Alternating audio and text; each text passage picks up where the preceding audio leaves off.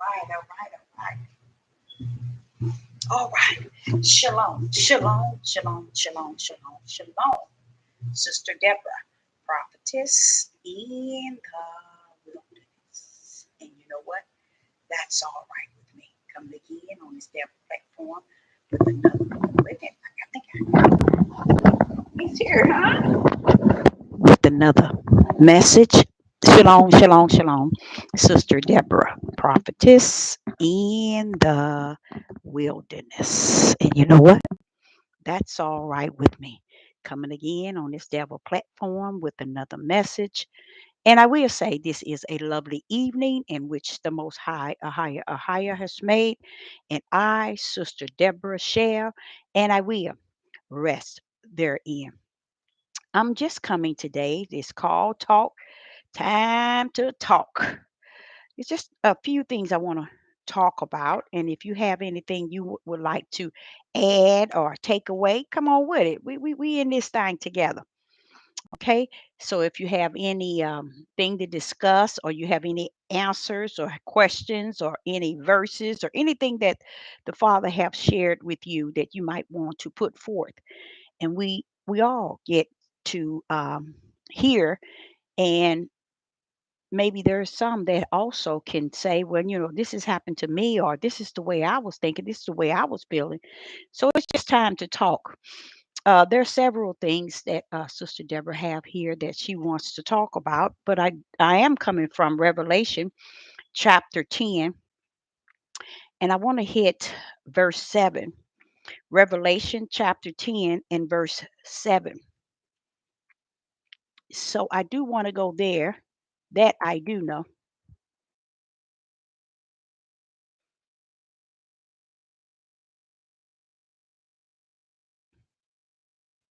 Well, I'm not typing. Okay. Revelation chapter 10 and verse 7. I'm going to start there.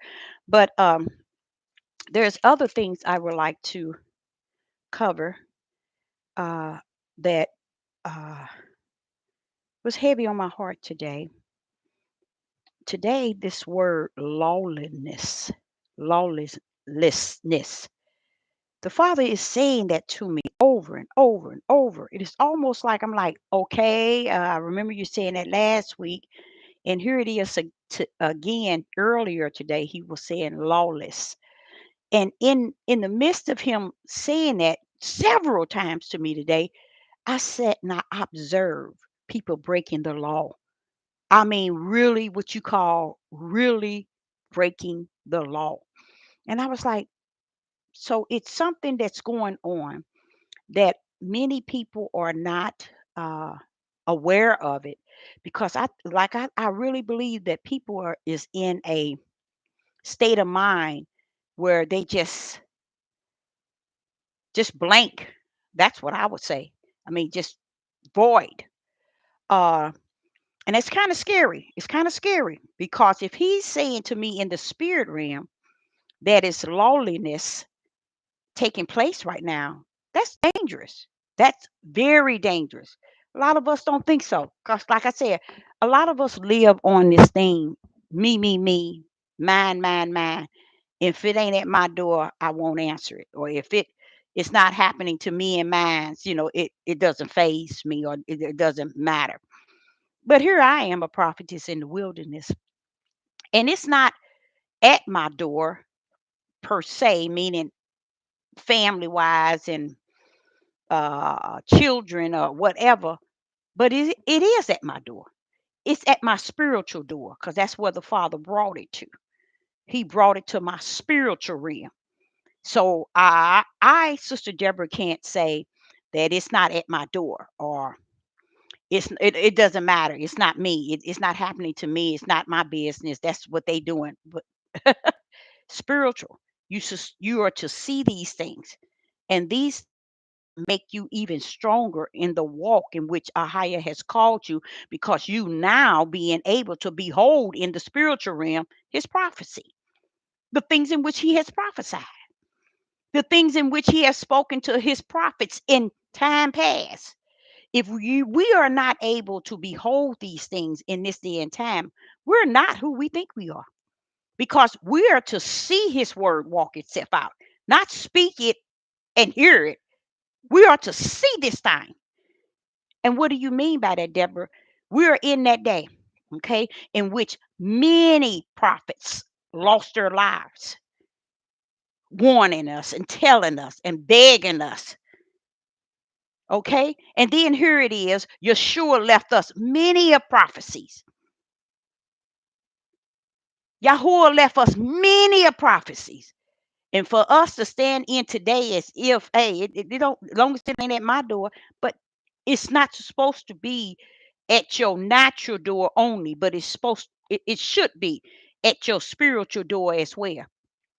That's the only way you can say that it is truth. You can't say that it's spirit and truth if it has not come upon you for you to see it, to hear it, and to be it in the midst of you. So today he was sharing with me lawlessness. And I'm like, okay, Father, you was talking about that last week, but he said, Deborah, you got to take it serious. So today I was seeing things and people doing things with no law, breaking every law. Not, I ain't gonna say every law, but breaking laws. And it's like, so what? I mean, even to the point where people are running red lights. Okay, people are driving in uh, the wrong way, in the wrong direction. Just all kind of things happening, and you wonder, wait a minute, people stealing, and you're looking at this, you like, so this is what you're trying to get me to see, that this thing is real. Yes, because what I believe is, first I want to address the fact that the Father laid on my heart that there's no fear. Okay, nothing on this earth has I ain't gonna say nothing. There's the fear of Yah is nowhere to be found. Okay, you can't find anyone really fearing the Most High or higher. Why? Because they don't fear him.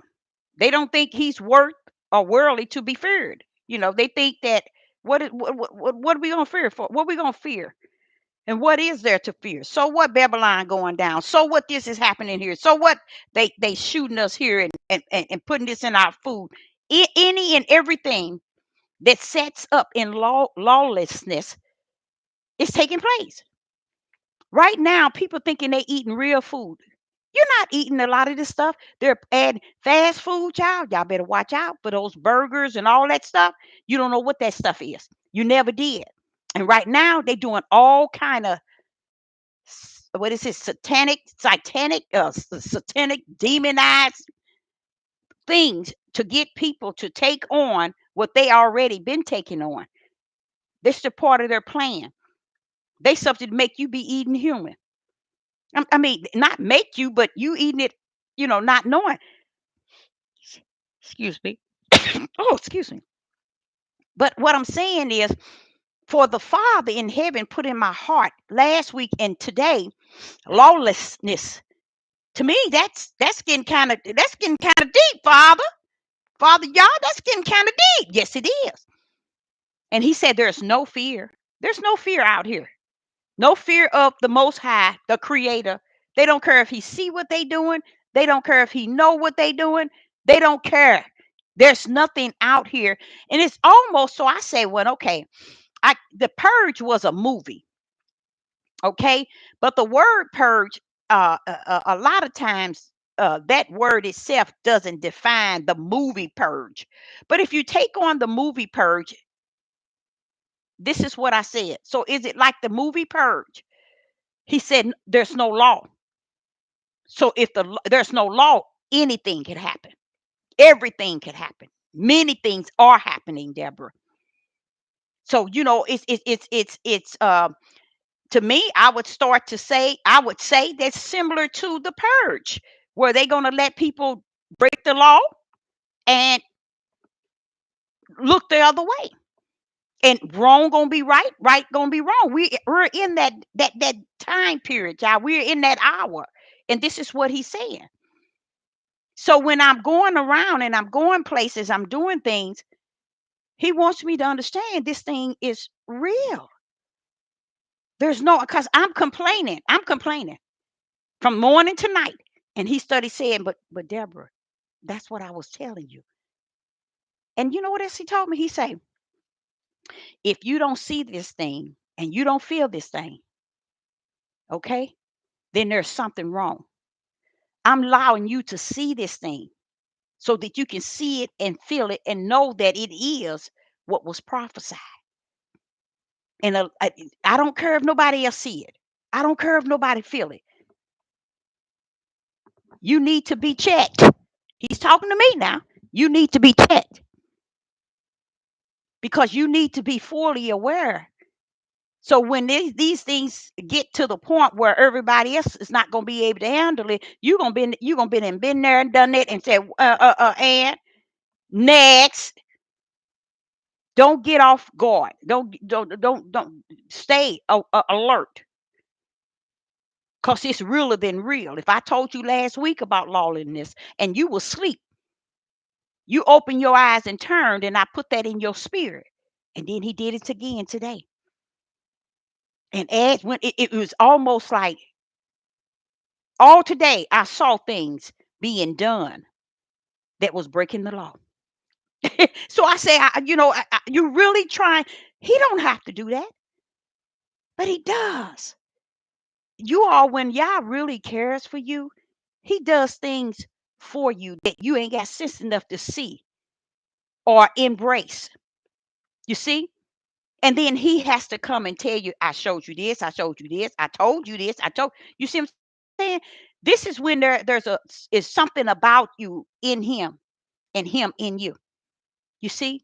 Something he has ordained or he predestined, he foreknew about an individual is when he's sharing things with you. And he don't have to, but there's a reason behind why he's doing it. Hello, everyone in the live chat. It's good to see you. So he was telling me that there's no fear of a creator, none whatsoever. He said that we speak it, but it's not there.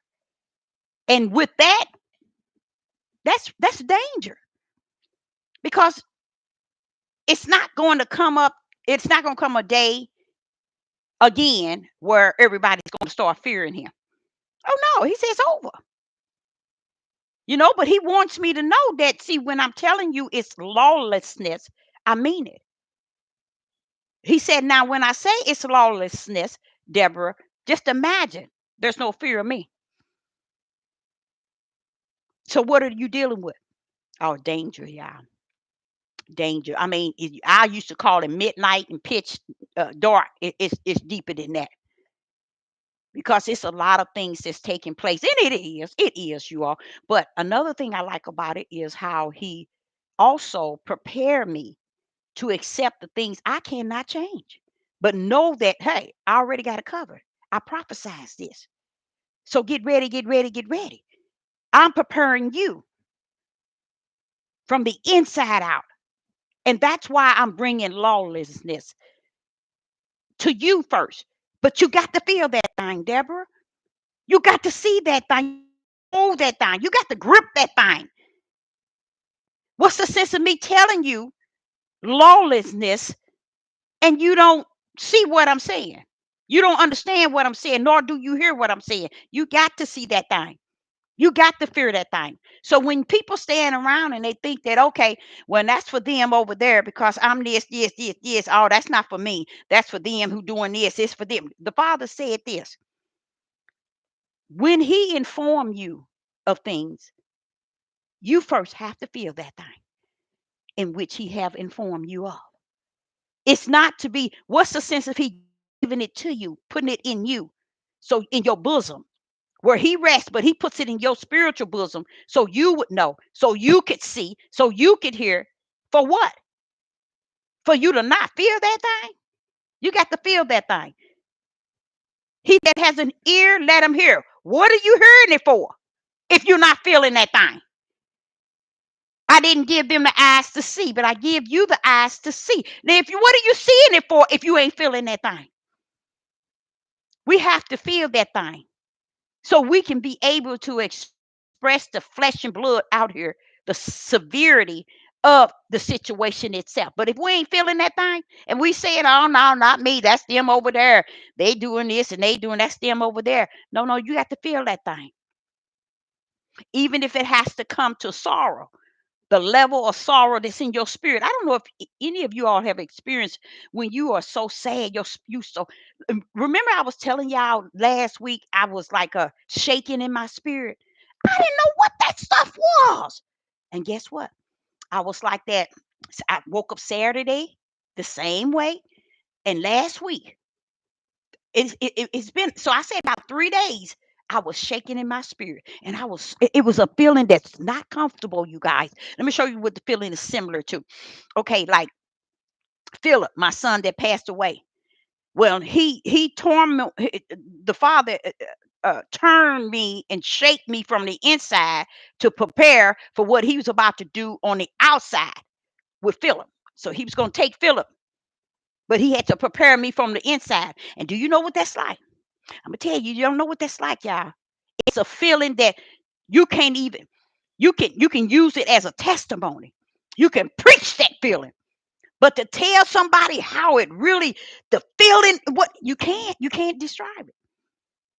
When that's how it was with me. I had all the kids, and I checked with my mom to check with each other.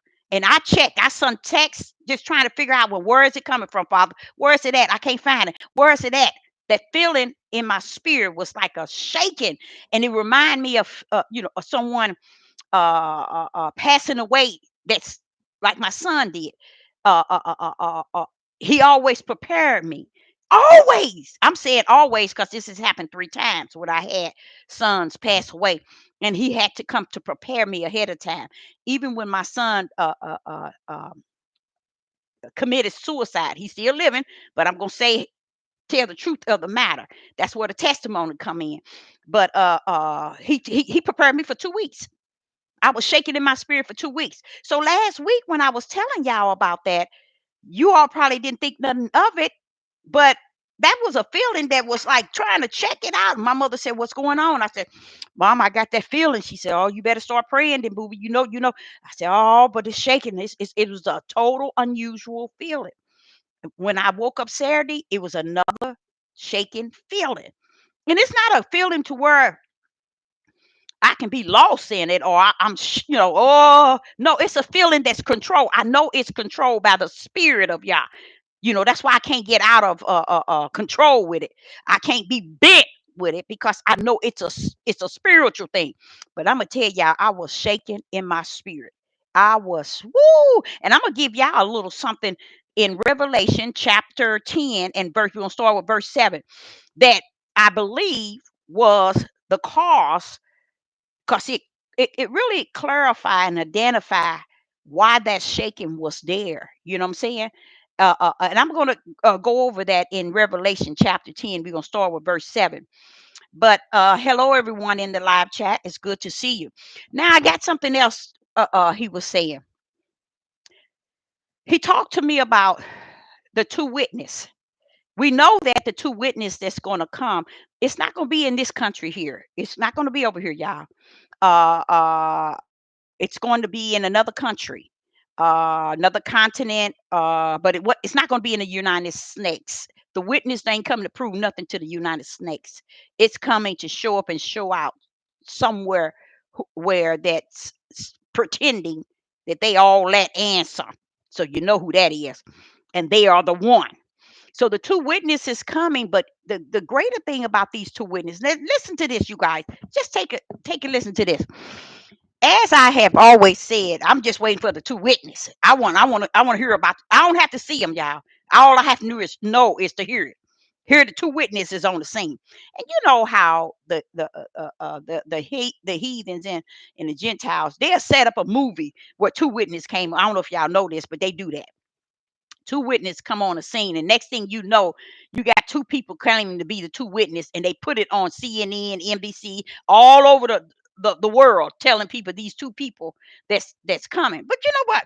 The Spirit of the Most High said, "What's going to be so powerful regarding those two witnesses? They're going to be the two witnesses that's going to come." And these witness is going to be like unto a man. What's going to blow something out? I'm anxious to see these two witnesses. Let me tell you why. I want to see what nationality. That's what Sister Deborah want to see. I want to hear that they hear. And then I want to also see what nationality the Father going to allow them to come down in. That gonna tell on somebody. It's gonna tell the story, y'all. See, Sister Deborah ain't got no sense. But if the two witnesses come, I don't have to see them. They can show them on the news, or I can hear that they're here. I know which one is which. But see what Satan do? He has to send his two witness. See, and that's what's gonna mess people up, because Satan gonna send his two witness. First. I don't know if y'all know that or not, because that's how he rumble. He's got to, just like every movie y'all see. You see how they try to master this biblical, and they always trying to put their own what they want to put up there, but they just don't know. It's a sister, and she ain't a dead prophet. She a living one. I'm gonna be able to discern right off if it's the real one, or if it's someone that the world, Satan has sent this way, because that's sunk, you know, down, not down, but in the midst. Because the one, let me tell you what the one the Father is sending, they're gonna be showing up and showing out. I mean, strictly showing up and showing out. Do you hear me? So therefore, the one that Satan going to send, they're gonna have to try to come and mimic the two witnesses that the Father is going to send. But my thing is, I want to see the nationality. That's one thing I want to see. And if I heard the words, if I can just hear the words coming out their mouth, I can still discern them. I can still discern them. See, so but don't think Satan ain't gonna come in. Furthermore, Satan probably already put out a movie about the two witnesses, because they're gonna try to manipulate the minds of the people to look for what they say the two witness is, or like the one would say, when we are the Messiah. They gonna put theirs, but the one that when our Messiah come, everybody gonna know who he is. Every knee gonna bow, and every tongue gonna confess. You know what I'm saying? Ain't nobody gonna, but they go. That's not gonna stop them. Look at all the movies that they done made about their Jesus Christ. You see, all way off balance, but it's not stopping them from pretending that they. I mean, not pretending, but how would I say it? Mimicking the biblical in what it says that's coming. So I mean myself, I'm gonna tell y'all something. I'm waiting on them two witness, because I know if they speak, if I hear them speak, whether they on the news or somewhere, it's the words they say that I will be able to know that those are the ones from the heaven. And they're gonna be cutting up and cutting up, y'all. I mean, with big miracle signs and wonders. Now, this is what I was saying to the Father. I said, now you're gonna let them throw down, and then you're gonna allow those uh Satan them demons to come up from hell and war with the two prophets, and defeat them as far as death. But they so dumb, they don't understand that's a part of the plan of the man, not the man, but the creator. It's for you to take him down just so he can build them right back up. You bring them down. He said, I'm gonna let them lay there 3 days, and that's when death set on them. So you'll know 3 days they're gonna lay in the streets, but they're gonna get back up and go into the city. Woo-wee! See, he gonna be showing. See, somewhere along the line, I don't know if y'all know this. Y'all is gonna be doing some showing up and showing out. You see, because if he gonna send the two witness, you know what? Matter of fact, if he's gonna send the two witness, I'm trying to think. No, Sister Deborah gonna be able to discern who they are, though. I'm gonna be able to discern. So yeah, I think we will still be here. I'm gonna be able to discern them. I'm looking forward to the two witness. I am, and I think the reason why is because I think that's another step that's real close in this hour. And they're gonna have to come in, and the world and all over the world is never gonna receive them for who they are. But see, Sister Deborah know who they are. That's the way I would, receive them, because I've already gotten the idea of how they coming. And I kind of got a feel of not when. I know they ain't coming over to this country. I'm gonna tell y'all that right now. It ain't gonna be over here, but we're gonna hear about it. Just put it like that. We're gonna know about it. At least I know I will. You will too if this devil platform is still here, and we're gonna speak on that. But I was thinking, I was like, they gonna get come down and have all this power, miracles, signs, and wonder, and they gonna be defeated by Satan and his, and then they gonna lie in the streets. You're gonna bring them back up. They're gonna go back into the city. I'm telling you, something. Wait a minute, y'all. Some things gonna happen. I put it like that. It's some things that's gonna take place during this time. That's something that I look forward to. Sister Deborah look forward to the two witness. Um, Another thing, the things that's going around, the thing that's going around us, he says, has been outside of Deuteronomy 28, along with Ezekiel, Jeremiah, and Isaiah, and many other prophets. He's saying that people in our nation, they're taking everything from away from that realm. They're going on the outside. Okay, they're going on the outside. They're not taking Deuteronomy 28. They'll take Deuteronomy 28 for the things that they want to take it for. But he's saying the prophecies lie within there to let them know where they're at and what they're going to step into next, along with Ezekiel, Isaiah, and Jeremiah, and many other prophets who have prophesied step by step. He's saying that when they go outside of Deuteronomy 28, they are lost without a cause totally, because it winds everything up, and it also bounces with Isaiah, Jeremiah, and Ezekiel. But what they do is they live outside of what they're saying to us. Everything these prophets have prophesied for us, and in Deuteronomy and so on. He's saying that the Israelites are living outside of that realm. And outside means they're not accepting it. Okay, it's what he's saying. They're not accepting none of that. They're living outside of that realm because they're thinking that, okay, reparation. What? Who said? He said, where is that telling them that they're gonna get this? Why are you entitled to something in your land of your captivity? Egypt did not receive anything until they were loose by Pharaoh. And they were given these things after they were set free.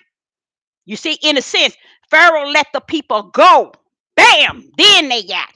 You see what I'm saying? He said the mindset of the Israel is so far out of the realm of everything that every prophet and everything that was prophesied. He said they're living outside of that realm, and that's why you'll never ever see any unity in them or coming to one accord as the body of Hamashiach. Now, just think, if the Father Himself created the body of what the world called Christ, I call it Hamashiach. The body of Hamashiach. He's the head, and we're in the body. That's a creation of the Most High, a high foundation of the world. But what happened? You don't hear nothing about that. How is He's the head, and we're in the body, and the body is not together? You got an arm way over here and an arm way over here and a finger over there, and all of them, to all the pieces are all over the place, and they are not on one accord. You see? So, but when the Father come for us to take us out of this land, those pieces are going to be in one, because He's taking us out as one remnant, not you over here, you over here, you over here, but we are in the four corners being collected as one. You see what I'm saying? Not as you over here, you over here, you over here, you over here, meaning our purpose and our calling and why we were here. Because you notice something. Why is it that we're in the land saying we have a relationship with the creator? He's our father. This is our book and all of this, and nothing we can do to come on one accord with each other. Something's wrong with that picture. So the father knows that he has his own remnant, small remnant. He has it. And just because we call ourselves a part of that, don't mean that we are. So I will say again, he has his own small remnant that he's coming for. And when he comes, he's coming on the four corners. Everybody's going to be gathered together to take out of these lands of our oppressor. You see, it ain't gonna be no, I don't agree, and I don't agree. No, I ain't going because they believe in this. I ain't going because they don't keep their head wrapped. I ain't going because I want to practice polygamy and they don't believe in it. I ain't going. See, this is the sort of stuff you will start hearing among people. Know this, that they are not going to be a part of the small remnant. Okay, because Ahia ain't taking that nonsense. He's not. This is him collecting, him doing this, bringing those small remnant up out of here to take them to the promised land. You see, he ain't going for when I want to believe in this, when they don't believe in eating this, they don't believe in dressing like this, and they don't believe in polygamy. It ain't gonna be none of that, because that mindset of that ain't gonna mean nothing to the Father. His thing is just to get you from A to B, which is the promised land. Okay, it ain't about what you believe in. We believe this, and that's why I say a lot of that is what you see today, cutting up from the floor up. Everybody is caught up in me, mine's, my interpret, my understanding, my wisdom, but they don't understand that's all flesh. That's all flesh.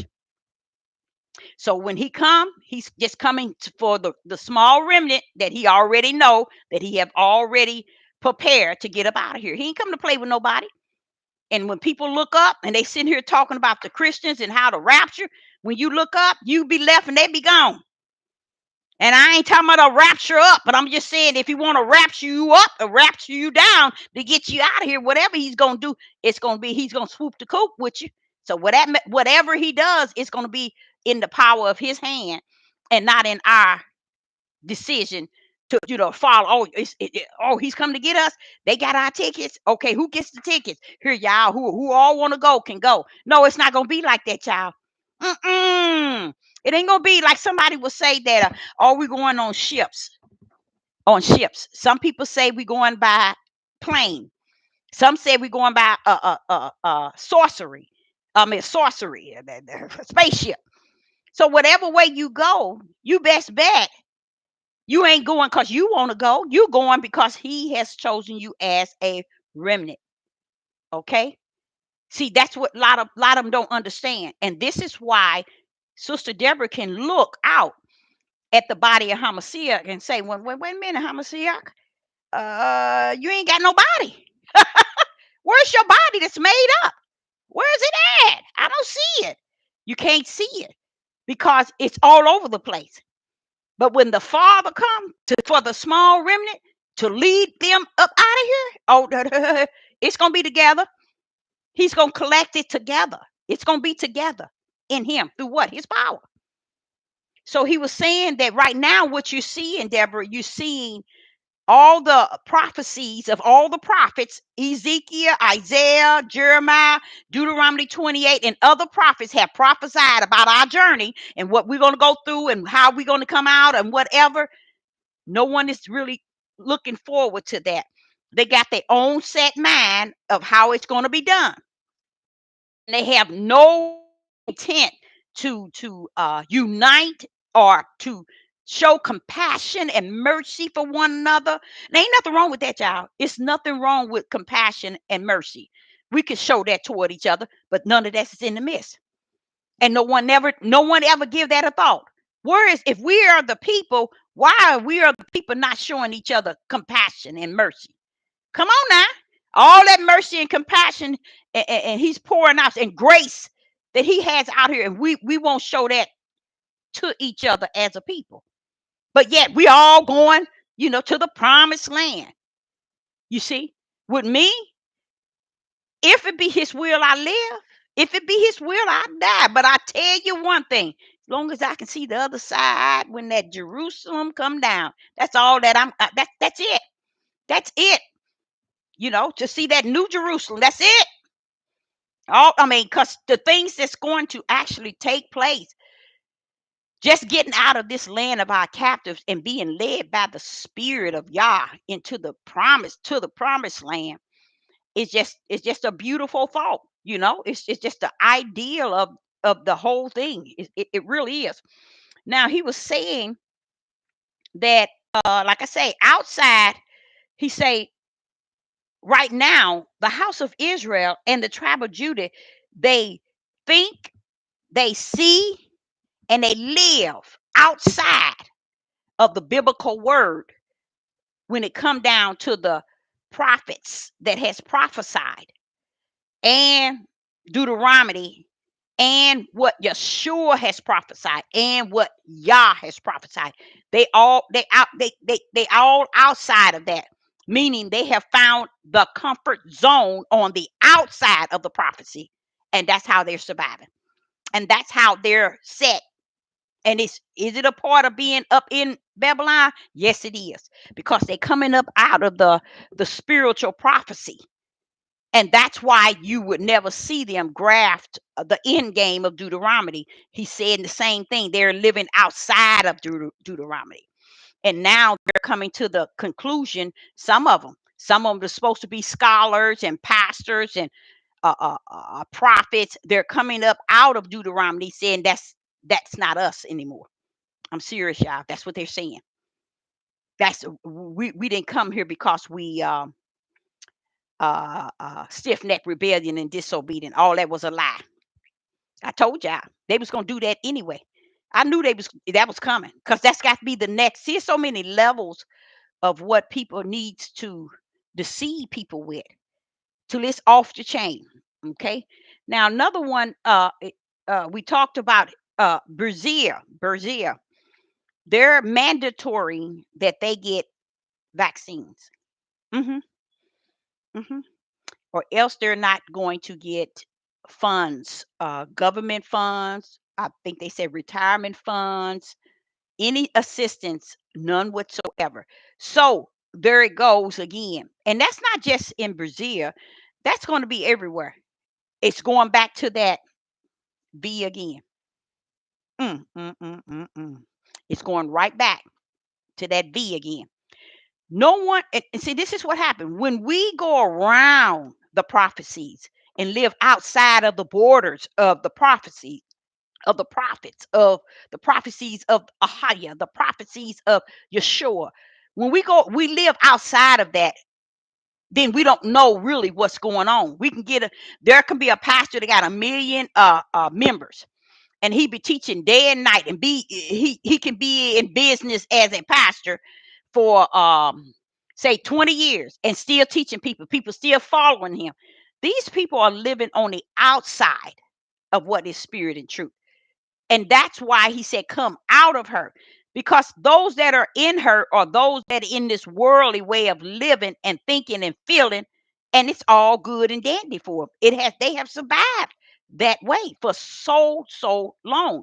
But those that who can see that, wait a minute, there's a greater plan that's in the bosom of the Father, that's plainly read, and can people those that can comprehend it and see it, that okay, this is not it, you know then those individuals can actually see something different than what this world has manipulated and told people. When it's like this, because what a lot of people don't understand, there's still people in that same Catholic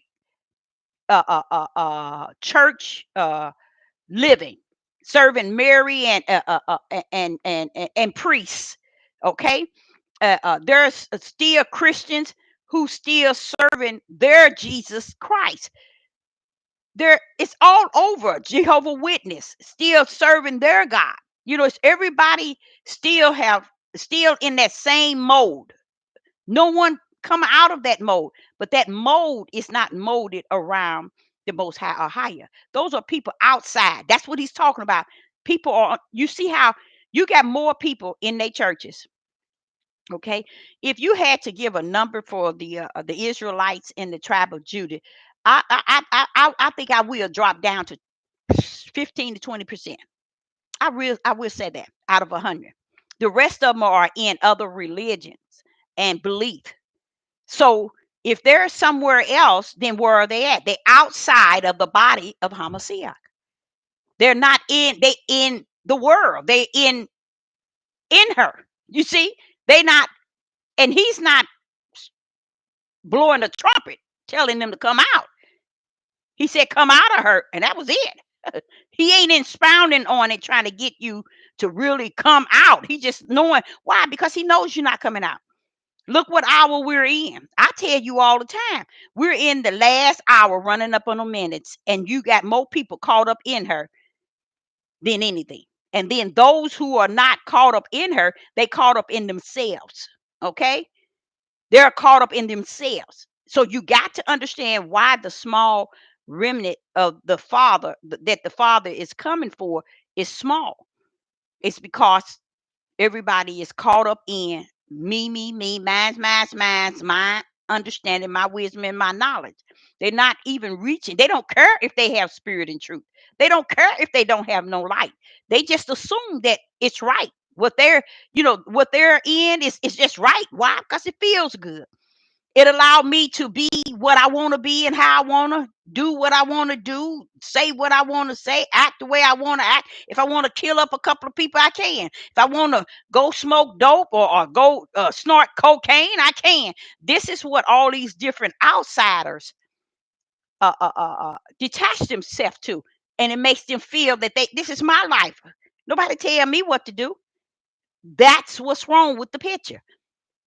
Even among the Hebrew Israelites, everybody caught up. This is my life. Nobody tell me what to do. I know. He told me this. He told me this. I learned this. I'm this. I'm this. I'm this. Same problem Paul said he had with those that were he was teaching of the Gentiles. Where mm, mm, mm. Paul was teaching the Gentiles, wasn't he? And if Paul was teaching the Gentiles, and there were those that was in the church, and he said some were saying that they were prophets, some were saying that they had different gifts and different talents. Then who were Paul really talking about to when he says the woman is to keep silent? Was he talking to the Gentiles? Was he speaking to the Gentiles? I mean, I know Sister Deborah it just dawned on me. Who were Paul ministering to? It was the Gentiles. So I'm gonna have to go back over in that because he could have been talking to the Gentiles. But whatever, Yah called everyone with an holy calling. So he has the first and the last say so of any and everything. Okay, in Brazil, they're doing the vaccine where now your kids are not going to be able to go to school. You're not going to be able to get any assistance. Nobody's going to get any government funds. They talking about all funds, even retirement, whatever in Brazil, unless you get the vaccine. Okay, that's what they're coming out with, the mandatory. Don't think they ain't hitting it here because they it's other places already too. So that right there let you know that the mark was always in that B, because it's coming back around. The reason why it's coming back around because it did such an excellent job the first time and nobody said a word. When I say nobody, I don't mean really nobody, but a lot of people embraced it. So it's coming back around. But I was shocked that Brazil has already passed a law that you ain't getting nothing until you get vaccinated or get the vaccine. And they're talking about everybody. Okay. So that's going back. It's going right back on top of what it was in 2020 and 21. And when they was telling people they couldn't work, And if you didn't have it, it's routing right back around. Why? Because they made it too easy. Everybody gave them the okay, that okay, yeah, we'll do it. It's just too easy. And even though now you would think that they would think seconds because of all the lives that's being lost. And a lot of you all, me myself, Sister Deborah, have uh, uh, uh, behold what was going on very close. I've heard them say that that V was going to give life to people for at least 2 years. When they said that, I was like, and people still going to get it? I knew then they already had not orchestrated, had already counted out that, okay, we're going to have this many people within a 2 year span cease from this. They already knew that because the bee was created before they released the biochemical. So it was released before. So here he back again saying, be okay. The next one is called Marburg virus. And the V, the shot is Marvax. More MAR vaccine. Okay. So they not only do they got planned, they say it's already out, the biochemical, then they got your shot ready for it.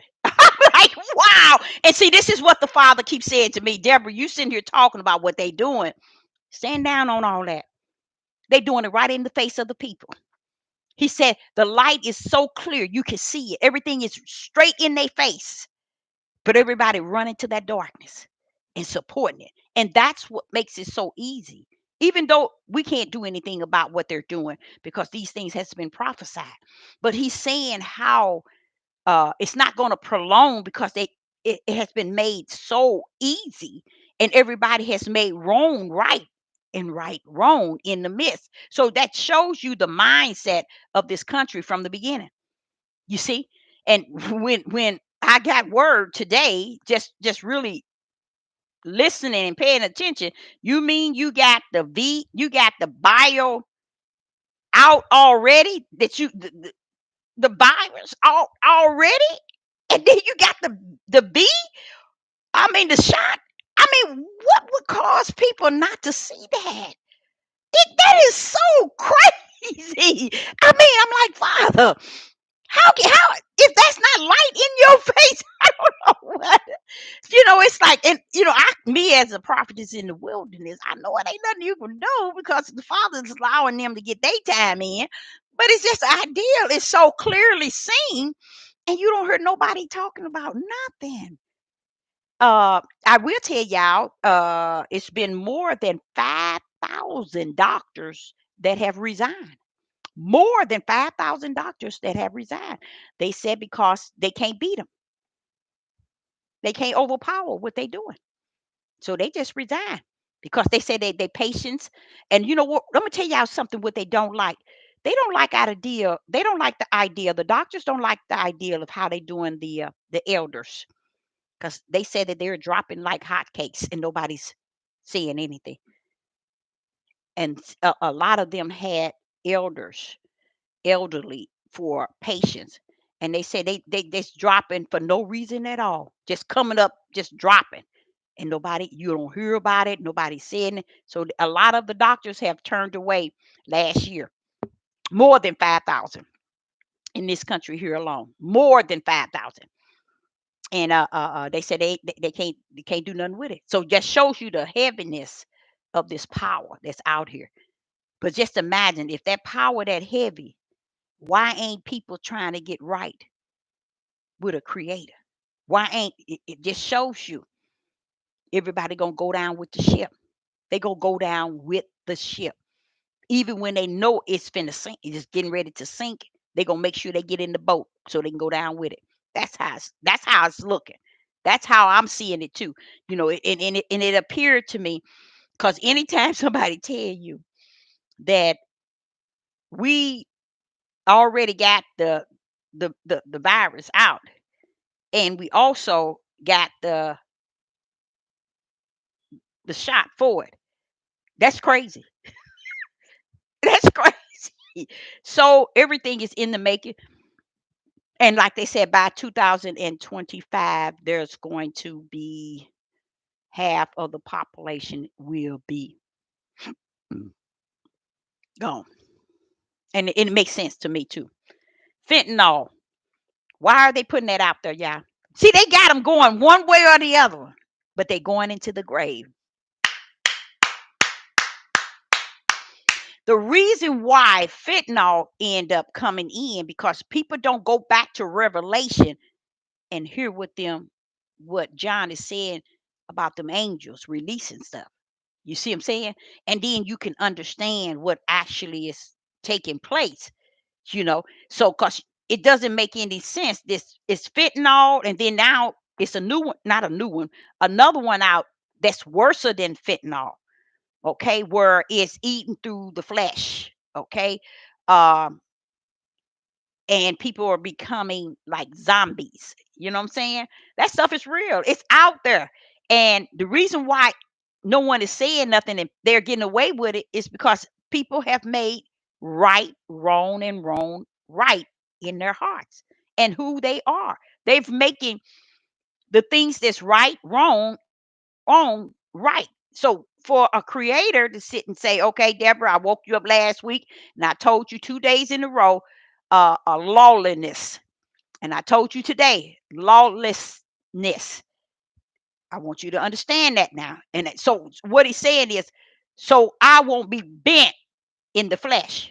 Because you can get bent all out of shape in the flesh because of what you see and what's going on. So when he's preparing you from the inside so to get your outside ready for what you're going to experience because you already seeing it. See, a lot of people are not caught up in seeing it and seeing it for what it is because they said it ain't me, that's them. That no, it is you. Because you got to feel this thing in the spirit before you really see it in the natural. And that's why a lot of them can't see it. That's why the world is not seeing it because they don't see it in the spirit. They see it in the natural and they don't think, oh, it's okay. It's okay. Because I'm gonna give you another one. I sit to see and I see the Israel and the tribe of Judah, especially the tribe of Judah. They sitting here seeing how all the so-called want famed people in their own nation doing all this demonic stuff and been doing it for years.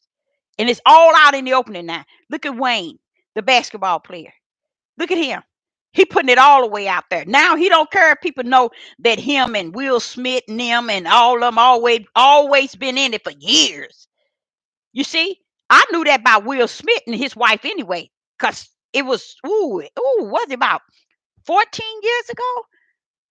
I think it was about 14 years ago. It had came out and then all of a sudden it got quiet. See, the powers that be covers them up. But right now, they in that hour, they could care less.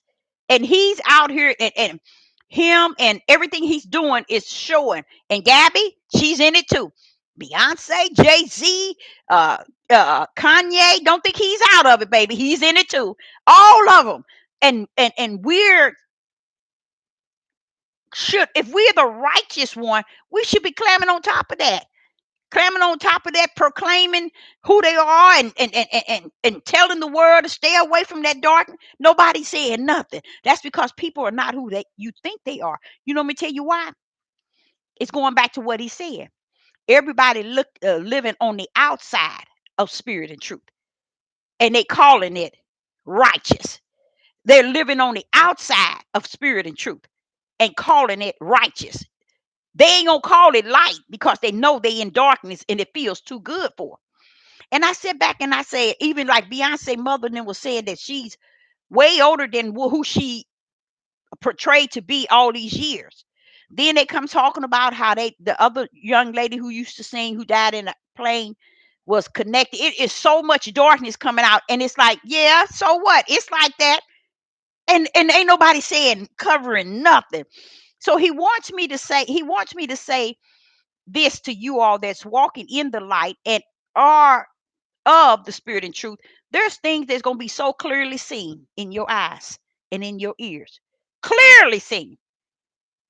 Don't look at it as okay, whatever, it's them. Yes, you can look at it as that, but know that you have experienced what was prophesied. See, you can't preach and teach nobody nothing until you apply that thing to you. That prophecy has to hit you first. It has to come straight to your door, show you what it is, and then you speak on it for what it is. But keep it going. You don't have to rest in it. But what people are doing, he said, that they want to live on the outside of it. What's going on? They want to live on the outside of what is spirit and truth. So they don't have to face that. Wait a minute, y'all. The reality is this stuff is going on. The world already see it like, oh, it ain't nothing. It's fine. But just imagine those who walk in the spirit and truth and in light. They saying the same thing. As long as it ain't me, it don't bother. But baby, you got to make it about you because it's your father's prophecies. It's his prophecies that was prophesied. We can't say if he said there are going to be rumors, wars and rumors of wars or nation against nation. We can't say that's them. They can be nation to nation. No, no, no. Ahia wants you to see that thing. If you live in this day and days to come, when I see those, when I hear about the two prophets, I'm gonna be able to know which is which. When the world send they uh, uh, uh, uh, um, two witness versus the two witness that the Father is sending, I'm gonna be able to know the two. I'm gonna be able to know the two. You see? Why? Because the way Ahia has molded and shaped me is to use the gift of discerning and try the spirit by the spirit, and I don't have to be in their presence. You see? To know that his word is what? Is being fulfilled. How do you know his word is being fulfilled when it has not been applied to you in a way where you can actually see it in the spirit realm and see it in the natural? You can actually hear it in the spirit realm and hear it in the natural. Yeshua said, blessed is he that understands the parables and the word, because they're the one that he has given the keys to understand the both. It was at one time the disciples only got the word, and the multitude got the parables. But after the Ruach came, they end up with it all to be able to break the parables down through the word. You see? And that's what he's saying. Greater blessing is he that understand the both of them and can apply the both of them. See, but if we walk in this light and say we in this marvelous light and we walk in spirit and truth, and then we are not feeling these prophecies, something wrong. What's the sense you being here and you excluded from the prophecies? You're not going to be he can say how he protects you from the prophecy. Okay, he will protect you from it, but he wants you to see that thing for what it is. He wants you to hear it in that spiritual ear. He wants you to see it for what it is. And that's what's going on today. He said that the tribe of Judah and the house of Israel, they're living outside of the word and what is prophesied. They're on the outside of it because they're not ready to handle what's on the inside. Jacob's trouble. They don't want to live in that Jacob's trouble, even though they're in it. They don't want to recognize it. And what is it? He said they don't want to come out and realize this is something we should be trying to bring peace to with us, peace with one another. Because spirit and truth will cause you to understand that you cannot change what the Father has already willed to happen. And the prophecies, you can't change it. But if I got my brother on my left and my brother on my right, we can change it by understanding it, hearing it, seeing it in the spirit realm and in the natural, and being able to work with each other. But these people here, they ain't thinking about that. He said because they living on the outside of what is spirit and truth. You see, they are living on the outside of the biblical word. That's why they searching and saying, this is not true, this is not true, this is not true. And they're canceling out a lot of the Old Testament, the New Testament, the Torah. They canceling out Paul. They canceling out many things because they even canceling out Deuteronomy. I figured they was going to cancel out Deuteronomy 28 pretty soon because it leads them only one place to go. It's what Sister Deborah been talking about, the end game. And they don't want to go there. But the end game tells you what? How a higher, how a higher is going to bring you out, and that you right in that stage right now. They don't want to go there though. They don't want to see that.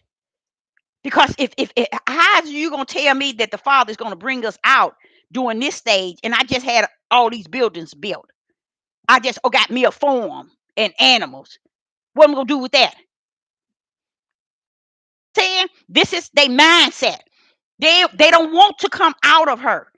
Once they start building and creating their own heaven and earth, or their own how would I say, situation where they're so ready for anything and everything, that means they're not ready to get up out of here when he take us out. Because they got too settled. Do that make sense? They got too settled in what they bought, what they got, all the things that they have gained. Since they've been on this devil platform, and since they've been gathering members and so on, they build up their treasures on the earth. They ain't thinking about heaven. Heaven is not even in their sight, because he's saying they're living outside of the prophecies, even though they don't understand they're in her. They're in the world, living the world, calling it the light, and they're not. They're in the world. Okay, so he's talked about fentanyl, and the other, it's another one out that's worse than fentanyl. You got to think now, who's bringing that type of stuff out? And how do these people, this other one, they said even it caused you to eat flesh. You see what I'm saying? Who's doing that and why? You see? So you see what he's saying, lawlessness. There's no, everything is just out there. It's to the point. Now, wait a minute. Let me say this. If the creator comes to me and say this to me, do you think he's just saying it as if it's coming, or it used to be? Or is he telling me what is in the midst in my face? He's telling me what is happening right as I speak. Stay in your lane, Deborah. Stay in your lane. I just told you something. And that's the whole idea of keeping me in my lane. Because yes, there's lawlessness out there. But you got your lane you running in, because I created that lane for you. And just because there's lawlessness on your left and in your right and in way in the back, don't stop running. Keep your race. Keep it going. Okay. So and the group that they're turning the authority to is called the World Economic Health. The World Economic Health. And Bill Gates is going to head it. And it's going to they're going to make the choices to shut down, to close. Just imagine, it's a group of them. Okay. And it's the elites. When they make those choices, do you know what they coming behind with? That military force, y'all, that they already got prepared. You see what I'm saying? These people, this second time, this route that they coming around, it's gonna be potent. Because Bill, I heard him for myself. I heard that elite for myself out of their own mouth. By 2025, we got at least, we hoping at least half of the population here in this country will be destroyed. And the people stood up and started clapping. But you got people on this devil platform making things about petty things, and this is how low the people are on these platforms, because they talking outside of the realms of the prophecy. They living outside of the realm of the prophecies. That's the way they survive. That's the way they make it. That's the way they're high, what is it, pride and proud and muscle head. Okay. And the women just figured it's all about subscribers and likes. I don't care what's going on in the world. I don't care about the prophecy. I just want to live the way I want to live, to be comfortable in the way I want to be comfortable. And you living outside. You still living on outside. Okay. And he says people do not fear him. The fear of Yah, he said, the fear of Yahuwah is not present. And that's scary. Not only is that scary, that's deep. Because without having any fear of him, then who are you fearing? Nobody, but giving the praise to Satan as the controller, because you don't fear the creator, but you take on Satan, the wannabe controller. That's why you don't have the fear of Yah, because you don't think he's nothing. He means nothing. But it makes a lot of sense to me, because when he's coming to tell me it's lawlessness, I said, wait a minute, hold up. That you trying to tell me any and everything go. Rules, there's no rule. He says it's not. People don't see it, but it's not. But like I said, he said when they come or at your door and it come knocking hard, then it's too late. Because see, when it was time for you to see the prophecy and you to see it for what was prophesied, you didn't see it. You didn't hear it. You didn't understand it. And it was prophesied in the book telling you to seek him, because these things are going to happen. But see what, like I said, what people are doing, they seeking the outside, which is the world, to make it comfortable for their understanding. And that's what's going on. Okay, so he said that he told me that's called outside of the realm of the prophecies. They're going outside to be comfortable, because the inside they ain't worried about it. They're not caught up in it. Okay, now here in Revelation chapter 7, Revelation chapter 10. In Revelation chapter 10, this what has happened, I think, when I had that shaking in my spirit. Listen to this. Revelation chapter 10 and verse 7. But in the days of the voice of the seventh angel, when he shall begin to sound, the mystery of Yah shall be finished. Okay. As he has declared to his servants, the prophets. Verse 8. And the voice which I heard from heaven spake until me again, and said, Go and take the little book which is open in the hand of the angel which standeth upon the sea and upon the earth.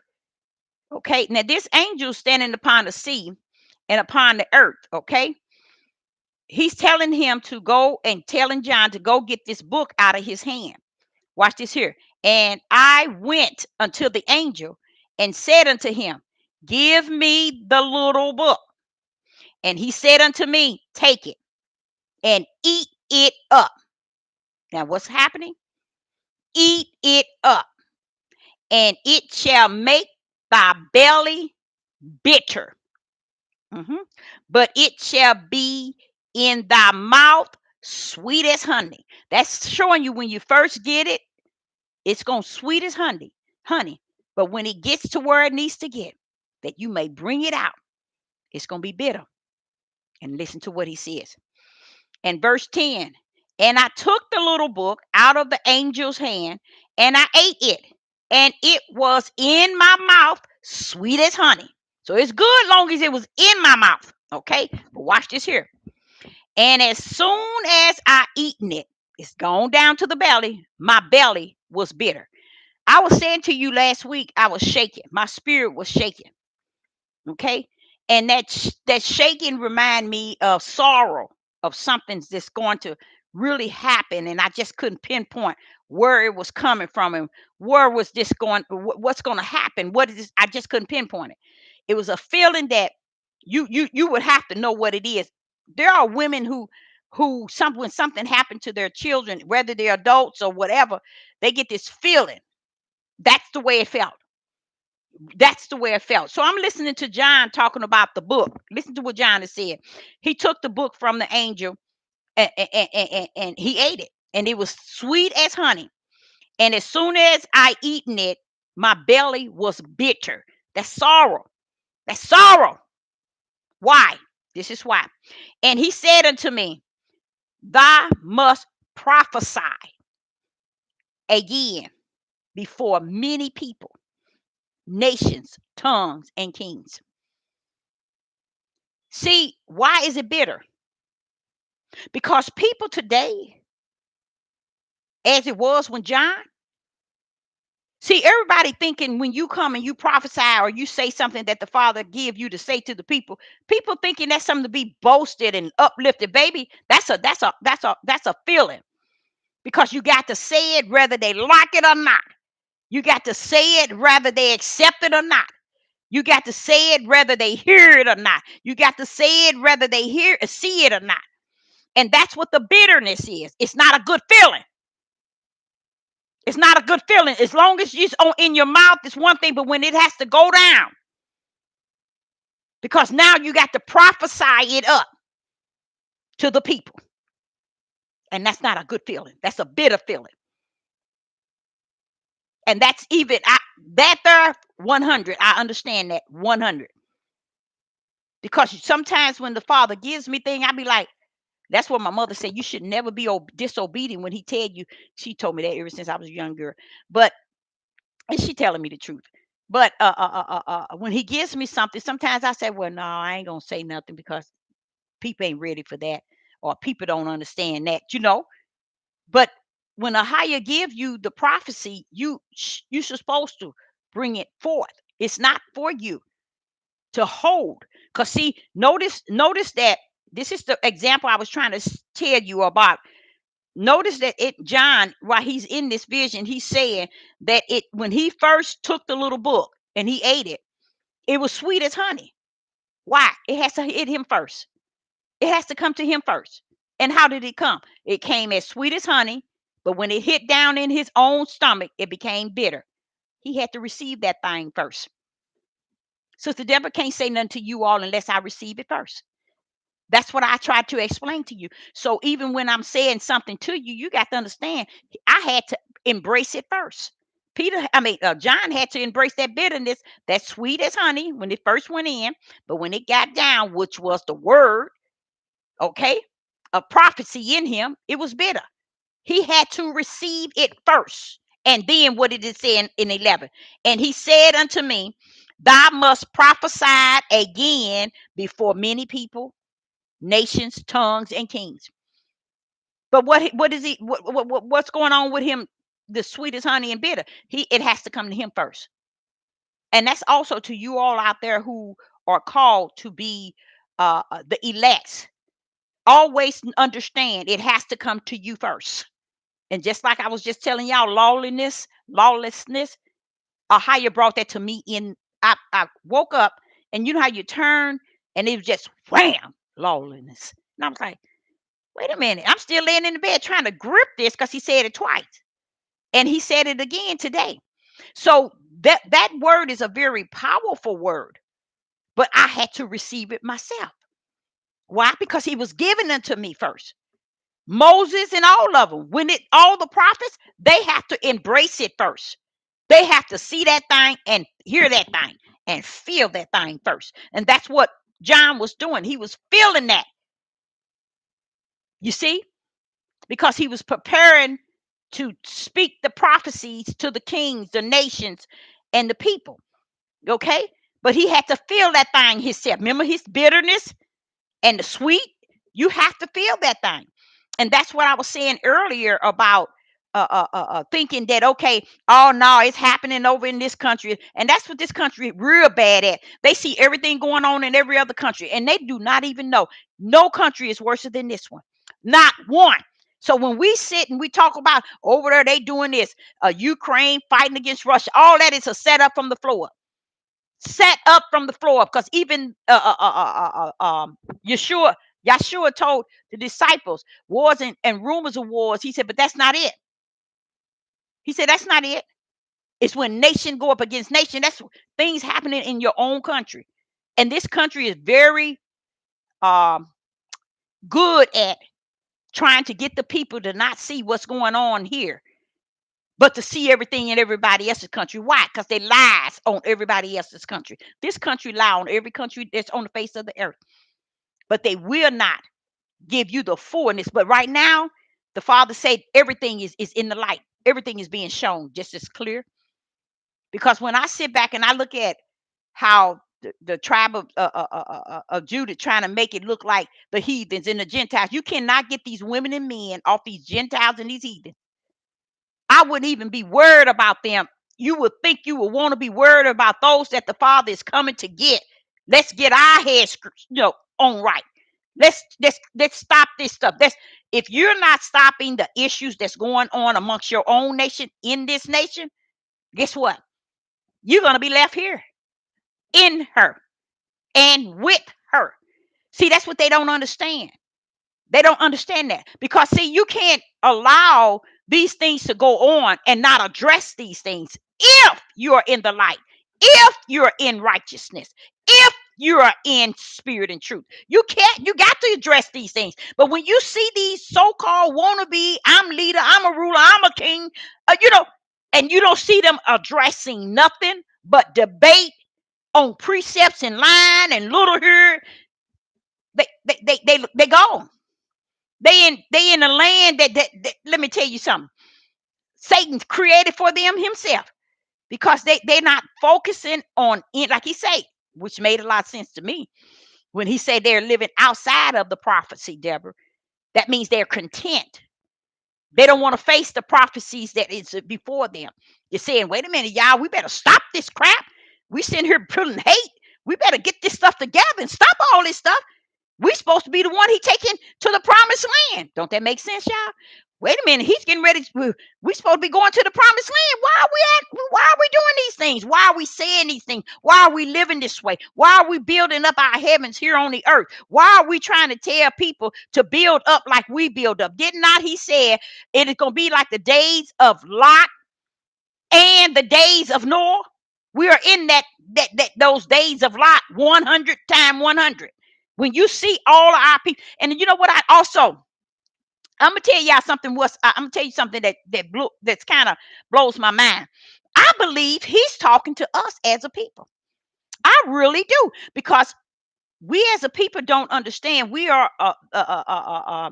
once was like the sand of the sea, but we are low in number in this country. Okay, we are about 13%. That's very little. But out of the 13%, I would give or take, I would say 11% is living in a homosexual lifestyle, lifestyle. I ain't gonna say lie. That's why he could say it's gonna be like the days of Noah, okay? And it's gonna be like the days of Lot. Now, when I went there and I saw it where Yeshua was saying it's gonna be like the days of Lot, he began to say they're gonna be building. I said, is that not what they're doing? He's not talking about the heathens and Gentiles. They always been building. He's talking about those who thinking they're escaping the prophecies. And they're going to do things outside of the prophecy because they thinking they can live outside of the prophecy and still get ready to go when he comes. No, you're not. No, you're not. Because you're setting up treasures here on the earth and ain't built no treasures in the heaven. You haven't united with a people that you say that we are the people in mercy, in grace. Y'all, no mercy, no grace, no care, no give, no gave, no respect, no nothing. And you're only 13% of the population in this country, and then 11% of it is homosexual. And nobody, they don't grip it. They don't grip it. Because you see, a lot of people think, when Deborah, that's kind of deep to say majority. When I'm sorry, because what you don't understand, I believe what he says before I believe what you say or what you think. He's sitting here telling us in this last hour what it's going to be like. It's going to be like the days of Noah and the days of a Lot. Put those two together. Once you start putting it together, it's covering the tribe of Judah 100. The tribe of Judah 100. He knows what the world going to be doing. He ain't telling the world come out of her. Why would he tell them to come out when he got a plan to destroy them? Why is he telling them to come out? Think, y'all, think. See, he's talking about a certain ones. And this is what I'm hoping is no, I ain't gonna say I'm hoping this because I don't want to change none of his word. But these things he's saying is gonna be like the days of Noah. We know what those days were. They don't want to own up to it. They won't accept it. The only thing, this is what makes them not accept it, y'all. This is what makes the tribe of Judah and Israel will not accept it's going to be like the days of Noah, nor it's going to be like Solomon and Gomorrah. You know why? The reason why is both of those tell you exactly what's going on today to the T amongst our nation. Amongst our nation. Our nation, let me tell you why. You wonder why the remnant is going to be small remnant. It's because he's gonna let them destroy one another in their own iniquity, wicked and evil. And that's what's happening. So if you got 11% that is in the closet and out of closet, I said that because you got men that's married and still messing with men. See, the problem is a lot of people thinking cause they businessmen, they got companies, they alpha, those are the one that's in this. It's deep, y'all. So if you only got 13% of the tribe of Judah here in the United States, okay? If there's only 13%, the father is saying that they're in the closet as men are in large number, uh, tampering with men. That's why he say the hate toward women is so high and women too blind to know this or to see this. Their hate is for women is because they have turned away from what Ahia has created them to be for. You see? And because of that, they have to steer the hate of the choices that they have made toward someone that they could blame so that they won't blame themselves. So he was saying that the large number of them is following, like I said, the days of Noah and the days of Lot. He said in the days of Noah, he says they're going to be feasting, drinking, marrying, and giving in marriage. Okay, hold on to those. That's what this here thing is that our Hebrew Israelite men are doing today. They're and even in the camp, they're giving men females, especially virgins. You see, they're breeding them for things to give in marriage. Why do the Bible has to the instructions and directions showing us what it's going to be like? Why do it has to all be wrong? When the Ruach come to teach you and he show you these things, he's showing you in your face. So now we got, listen to what we got going on, y'all, in this days. And this is what I'm saying. In this day, we got feasting, drinking, marrying, giving in marriage, and what else? Okay, just stop there. Let's go to Lot in the days of Lot. So he's saying it's going to be like the days of Lot and the days of Noah.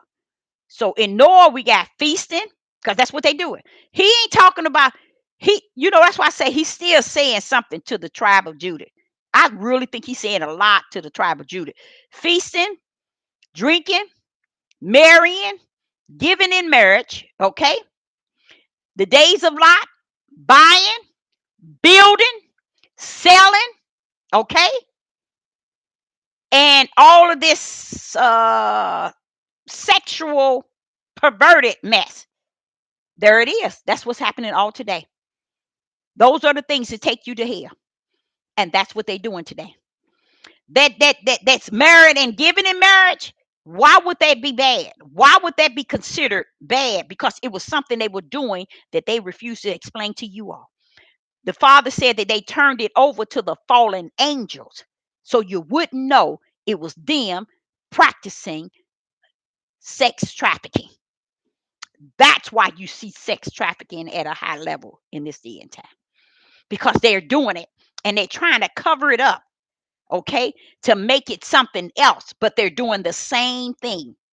Because a lot of times people don't understand. This is the thing. Anything that you honor, you praise, and you worship that gives the pleasure to the flesh, then you don't have a creator that you serve. The Most High, you can't serve him.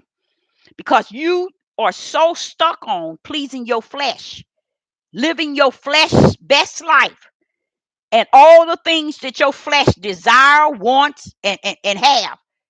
Oh, I want to get this. I want to build this. I want to have this. I want to do this. I want to have many wives. I want to have many husbands. I want to everything that your flesh wants. You're bringing pleasure to it. You do not serve the Most High or higher. So this is what they do. They say, okay, you got to keep the commandments. You got to not eat pork. You got to dress this way and you got to look this way. See, they're not caring about the lust and the pleasure of their flesh and the praising and honoring and boosting and pride. Okay, self-centered, self-motivated, selfishness of their flesh. Then what are you talking about, Deborah? Okay, I'm gonna go a little deeper. What happened to feeding the homeless? What happened to feeding the? Spending time with the orphanage, the widows, and the fatherless. Those are children that does a widow that does not have a man in the house. What happened to men doing what they supposed to do on that end? Or furthermore, what happened to the one in the sick in the hospital? What happened to those in the prisons? What happened to the homeless? The one who wants something to eat. The hungry. All of that they don't have nothing to do with because there is so much they trying to do for their own flesh that they have forsaken the order of the Father. See, they thinking that if we can get down here and do it our way, the way our flesh, build our flesh, what our flesh want, what our flesh desire, what our flesh needs, our lust. They don't even understand pulling out the word lust. It's a heavy demonic, not a demonic, but wicked spirit. And it reigns on every man. So this is what happened. The Father was showing me, and this is what he was showing me last week. You all ain't paid no attention, but Sister Deborah do, because I discern these things. I sit back and watch how the men embrace each other this day and time. How the men love being around each other. How the men trying to get into one with each other. How the men trying to make themselves up here with each other. And how they may want to make sure they keep the woman under their feet.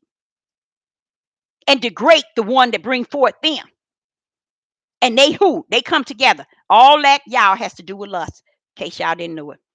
That's what he was showing me. He said, because I was like, why is it these men? Why do you think that they want to get buff? Why do you think they want to stay in the gym, y'all? Come on, y'all. Let me tell you, when I was in Atlanta, that was one of the missions, is to talk to men. And a lot of them that were homosexual. They'll tell you the story. They would tell you the story. Even the purpose of why they go to the gym. Why they want to be buff. Why they want to wear the tight shirts. But then they want to make the woman look like a mop head. And have her to put on a long dress and look like a mop head. You see? But they go on, they put on their tight shirts. Y'all don't see that? They want to wear their expensive caps. You know what I'm saying? They want to look buff. Who are you looking for? What is all that about? What is it about you trying to show your physique? What's this here's going on? The Father say it is so many men among men that's lusting after each other. He said that's what it's all about. That's why they don't want women in the midst. They want to praise each other to belittle the one who's going to bring them forth so that they can continue. Why do you think homosexual men like to hang around women? So they can steal their identity, y'all. And go what? Have men of their own. They want to mimic us. And y'all so sick as women, y'all don't see y'all left from y'all right. They want to mimic what a higher created us to be. Now, how deep is that? What is it that takes a man to want to mimic a female? Why? What is it going on to where men is I try to explain to y'all, if I can get 200 men to tell y'all their stories about how the reason why they're the way that they are, or haven't been able to please their wives and haven't been able to be the father that they could have been, or the husband that they could have been, is because they was messed over by another man. See, we thinking y'all don't see all that. When I see these men getting together, I don't see what y'all see. I'm gonna tell it like it is. I do not see what y'all see, because see, the father had to take me there. He said, "You seeing, and you seeing where? There's a reason why you see, and you see where." Because I said, "Father, look, look, look, look. It's something about this here. They hug is different today. They handshake is different today. They embraces are different today. Something going on." And that's what he told me. He said, it is what I say it's going to be, like the days of Lot. And what they're doing is, the only way they can keep it covered is to put the female so low under their feet. And he said, and the female are silly women because they can't catch out what these men are doing. First of all, he said they let them come around them and act like they, one of them. It's because they're trying to mimic you. Do we have women that's trying to mimic men? Yes. And who do they like to be around? Men. So they can steal their identity. But the father says the percentage is so great in the gay women and the gay men. Both of them is abomination. Abomination. But he said the number of men, this is why the hate. You remember that Sanders guy? The father said he didn't got from the rear so many times that it makes them hate themselves, but they can't turn down the desire. And only way they feel that they won't have that heavy hate of who they are and what they're doing is they got to hate what God created for them, which is woman. Hallelujah. I'm going to make a TikTok on that one. I'm going to make a TikTok on that one tonight, because that is exactly what is going on, because it's prophesied.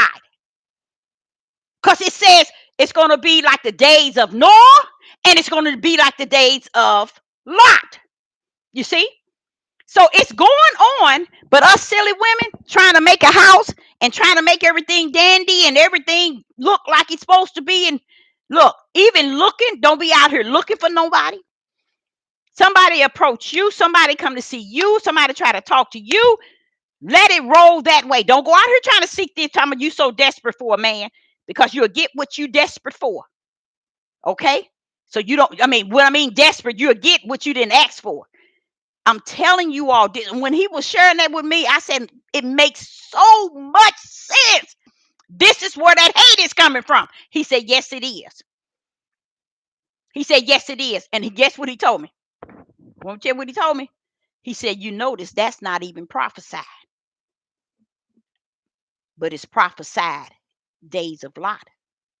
And the days of Lot was young men and men. The days of Judge was young men and men. See, what women so ignorant about is these women have been under the feet of men back in the days so much that all the men back in the days have been molested by men. Y'all didn't know that, did you? See, because y'all don't communicate with people. I'm a people person. People feel so comfortable talking to me. They feel relaxed because I make them feel relaxed. It's okay. First thing I let them know, baby, it ain't nothing I ain't heard. It ain't nothing you can tell me that I ain't heard. I'm serious, y'all.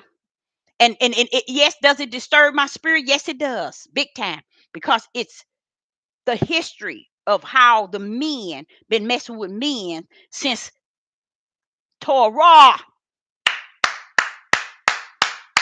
And you want to bring Torah and try to dance with it today. They've been doing this since Torah. And you trying to bring Torah into today. Sit down. You see? Torah didn't snuck in, but in the lust and sexual and perverted and an abomination is what came in. And see, this is why people don't want the women to speak. Because women, if you speak, you're going to tell the story about how you had grandchildren and grandsons and granddaughters that was molested by your husband, their grandfather, their great-great-grandfather, their brother, their uncle. Y'all, it's been going on so long ago. So long ago. And you have the audacity to make us look ugly today. Mm, mm, mm, mm. All because the women of yesterday stood around, knew these men was messing with their sons and their daughters. So when these men couldn't come into these women's house and be the best husband and a father they could have been, women, let me tell you, they was messed up by other men. See, while we sitting here, that's why they sit and tell you submissive, submit your tail to the lake of fire, because that's where you going. See, they don't understand. People, women don't understand. They've been doing that to your babies long time ago. Grandma, great great grandma, great great grandma, great great grandma, great great grandma. All of them will tell you the truth if they could just come back. Even those that's living to tell you the truth. I had to suffer it. I had it. So I told the father, I said, so all these places you had me to work with these large multitude of people is to hear the stories. Yes, I made good money. Don't get me wrong. Everywhere I went. But it was all about a mission to understand the stories. And just imagine having to hear that. Old women, old enough to be my mama, working on the assembly line at Chrysler, at the post office. Everywhere I went. Everywhere I worked. McDonnell Douglas aircraft. Everywhere I worked. You mean to tell me mama let daddy do all that? That's why Sister Deborah Ted, let me know if you still hear me. That's why Sister Deborah tell you all that in my household we didn't have that. I thank the Father that we didn't, because I can identify with what everybody else is saying, even though it hadn't happened to me. I still believe what they're saying because it has happened. It has said, they had told me this has happened throughout time. Why, what do it look like me sitting here telling this one lady? She was at Chrysler. She was working on a minivan. She had been there for like 28 years. Her nails was all the way out here. And she used to dress really weird, but she had grandbabies that she just put all up on a pedestal. And I don't blame her. She made sure she kept her babies, her grandbabies. And I was working with her, and me and her just talking. And she said, a lot of people don't like working with me, but I like working with you because you different. That's what she said to me. And I said, yeah, thanks for saying that. And she said, and we work, because she said, you throw down. I sure do. I don't cut short on no job, y'all. I do. I can rumble. And she was saying, she said, let me tell you, throughout my life, I had a hard time. That's why I said, you so love your babies, her grandbabies, and her daughters too. She said, yeah, I love all of them. And she was off one day of a week. And guess what she did? It was about her grandchildren. She always took them somewhere and did stuff with them on her off day. Her whole life to her was about buying and working. I said, you worked so many years. Ain't you ready to retire? She says, nope, I don't want to go nowhere till I make sure my babies have everything.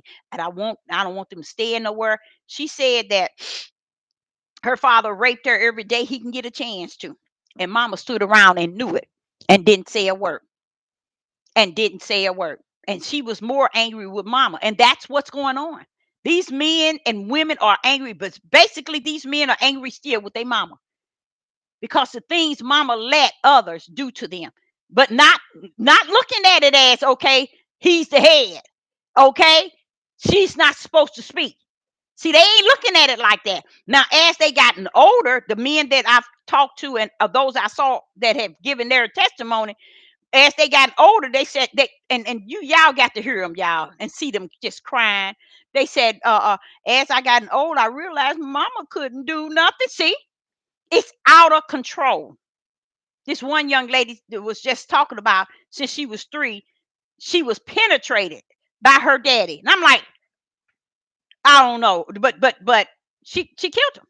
She didn't mean to kill him. She just chopped his private area off. But When the other sister came up and said, you know, he been doing it to us for so long.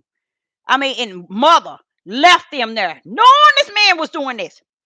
Mother beat them. It's just so many things that mothers have done to their children because they always wanted the men to get the pleasure that they wanted. You know what I'm saying? With their children. And that's sad. How is and oh Father, thank you, Father, thank you, Father, thank you, Father. My kids didn't go nowhere. Yeah, we went to like Disney World, Disneyland. We went places, but they ain't going to nobody's house. They ain't nobody gonna keep mine. No, I'm gonna keep my own. I had them. Let me take care of them. But it's a sad thing that that has went on, and this is why I explained to y'all in this life where you are walking in the light and you're walking in spirit and truth. You have to hear these things are the sort of things that strengthen you in the walk of knowing who you are as elect, that the Father has not allowed these things to come upon you, but He allowed you to suffer them because someone else had to share it with you. This one Gentile, she overheard me talking to a couple of people, and she said, she came over to me while I was working on the line at Christ. She said, "Ma'am, is it any way I can talk to you?" I said, "Sure, you can." She said, "Can I talk to you on our lunch? Can I? I don't mean to take your lunch away." Sure. I told her I'm all ears. And when that lady told me the story, and I was on another part of the working on the engine, and this part I had to stand beside each worker, and we had to put certain pieces on, and he puts one, and it was this here other Gentile man. He had to be like 42, and boy, he told me his story. Mm, mm, mm, mm. Mm, mm, mm, mm, mm. His father. Woo-wee! And he said he left at 13 and never went back. He don't know if his mom and daddy living or alive or dead or alive. He never turned back to his family. And that's what I'm telling y'all. We sit back and we sit and don't understand what a lot of people have to go through and suffer through. I myself would say tonight, I count myself blessed,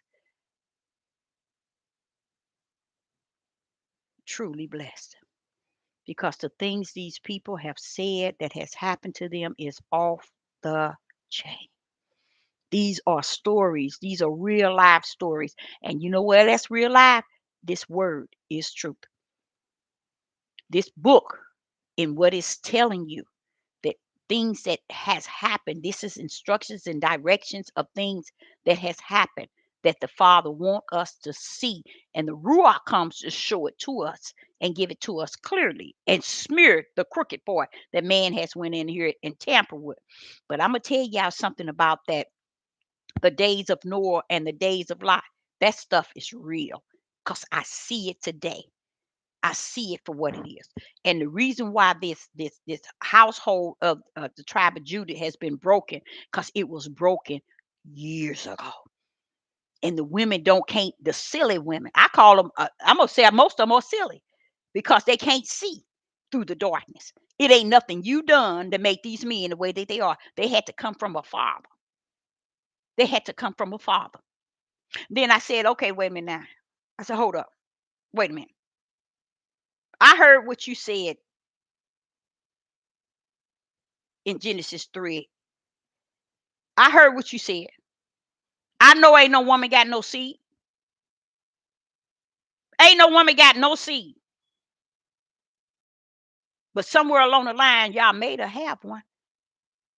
He brought the Messiah down in her without a man's sperm.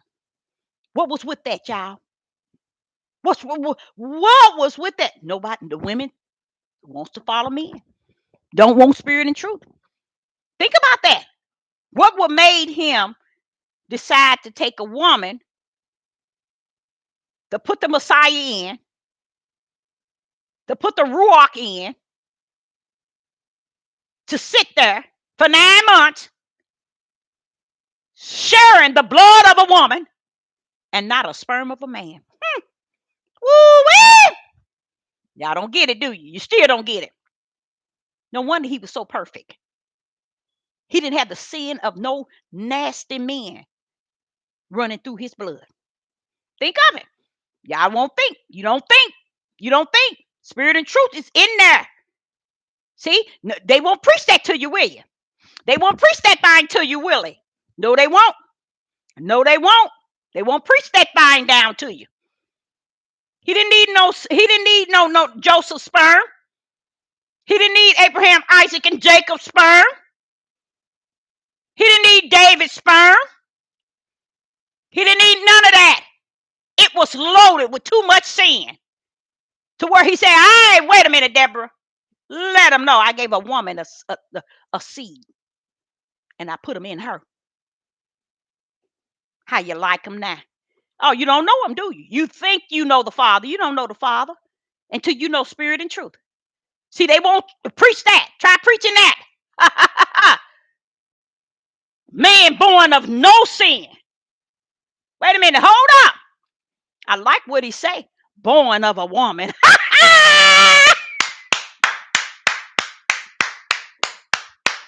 I love that part. Born of a woman.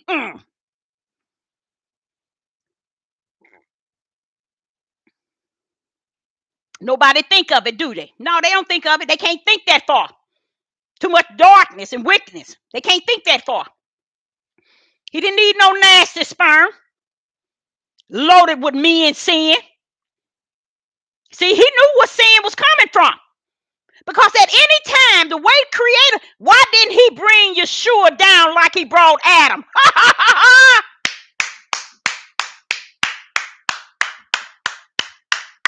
Why did he bring Yeshua down like he brought Adam? He said, hold up, tell him, Deborah, I gave that woman a seed, and I put glory in her. She carried it 9 months and birthed that seed, the Messiah. And guess what? Because it was the Holy Spirit, because it was what they call the Holy Ghost, when Yah told me to tell you, but it was the Son of Man born of a woman too. Love it, Father Yah. Love it, Father Yah. So therefore, the part that was the Son of Man carried the blood of who? That woman. How you like him now? No, she didn't carry the blood, the spiritual bloodline of the Holy Spirit. That's why when you know things in spirit and truth, you teach it as one to the mission. Once you understand it as one in the mission, you pull that thing apart, start dissecting it in the spirit, and you'll learn the Son of Man came born of a woman, sharing her blood. But in him also was the Holy Spirit. See, a lot of people don't understand. Son of Yah and the Son of Man. Son of Man born of a woman, and the Son of Yah born of the Father. Came down as Emmanuel. See, people don't know nothing about that. And what hour we in? The last hour. And they still don't know nothing about that. See, people they're not going to know. Sister Deborah can be on this Deborah platform for another 3 months, and it don't matter. Because he already said, hey, Deborah, I got mine's marked over here. I have my small remnant. I had that set in the heavens. It is written already. I know that's right, Father, y'all. It's already written in heaven. So these messy mouth men and women can't smear it up and can't smear it down. It all got to come to pass the way heaven has orchestrated it. That's how messed up we are from the flow up on this earth and think we got it going on. No man alive on this earth, priest, Maureen, seer, watchman, pastor, a prophet, apostle, evangelist, teacher, no nothing can break that in and break that out. to bring down the Messiah, a man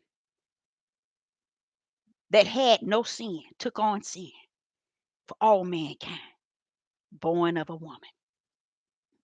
He had to give her the seed to bear it, to bring it forth, to birth that, to breastfeed that, to nourish that.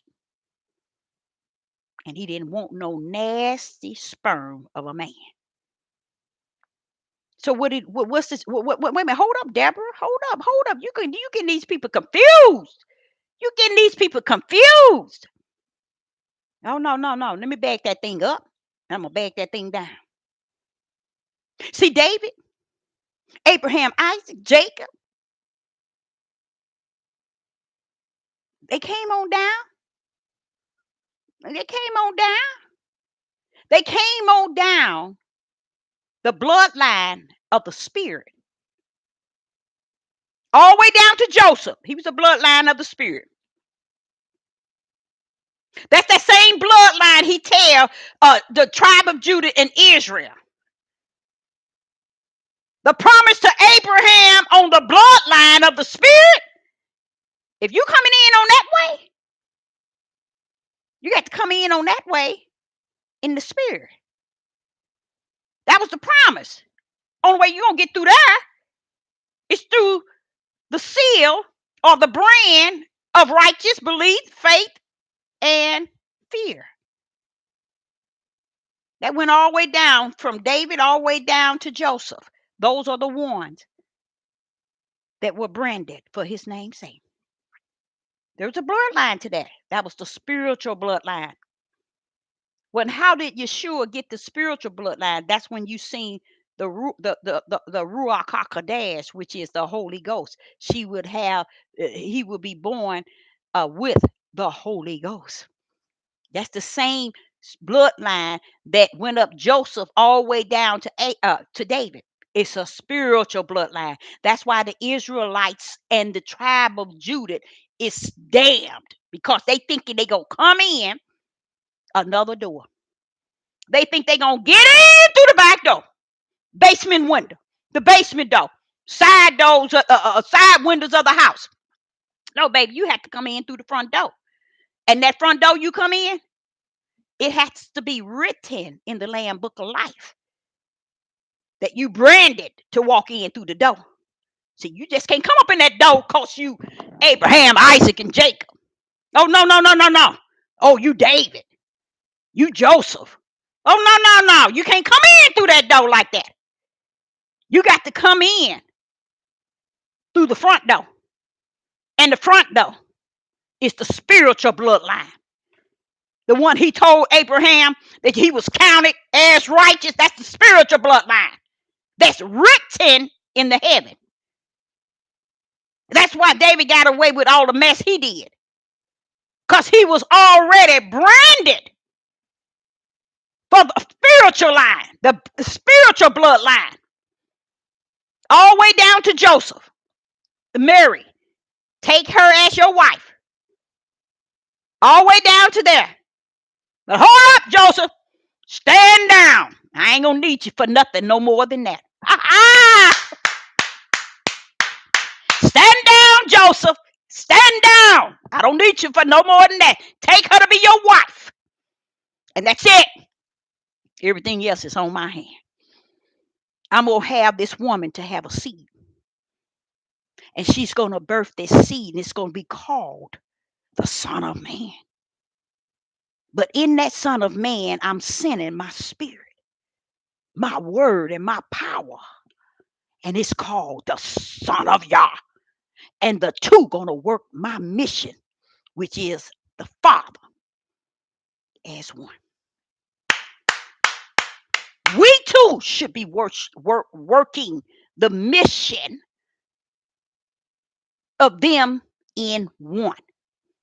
This goes back to Genesis chapter 2 and 26, if I'm not mistaken. A man shall leave his mother and his father and cling to his wife, and the two shall become one. Like unto the Father bringing the Son of Man born of a woman to unite with the Son of Yah born of the Spirit into one. Oh no, they don't understand that. So it's a lot of things that cause Sister Deborah to lean toward the opposite gender. And it's gonna always be because of the fact that it's a lot of darkness that's covering them around about now. And it's not because it's all because this book has prophesied it. And we turn our eyes and our ears away from it because we want them to tell us what it says. We want them to interpret it. And they have no spirit and truth. They have no light to interpret this book. They have nothing. That's why he said, I have something. And I come down and I abide in you and you abide in me. And we will go into that one thing and we will be one in this thing. And I will teach you all things. I will comfort you. I will show you things to come. I will bring things to your remembrance. And I will teach you all things. And don't you trust no man. And he's not talking about everything. He said, when it come down to spirit and truth, don't trust no man to give it to you. Because that's what I come down for. That's the reason why I'm living in you, is to give you spirit and truth. I didn't tell you to trust Deborah. I didn't tell you to trust this man, this pastor, this bishop, this Maureen. I told you to trust me, to teach you all things. And that's what's wrong with the world today. He said there's no fear of him. There's no nothing of him. That's why it's lawlessness. And that's a sad thing to have, y'all. Because of Yah even put his spirit upon many things so that it will have law for the lawless. Now, if the law that Ahiah has placed there is vanishing, Yah is telling you something. Get ready, get ready, get ready. And first, get and foremost, get ready from the inside out so you can be able to continue your race in this and go on to the promised land, and from the promised land to the New Jerusalem, or sleep and then to the New Jerusalem. It doesn't matter. No, the main ticket is the one to the eternal life in the New Jerusalem. So I, Sister Deborah, hope that you got something out of it. Anybody have any questions?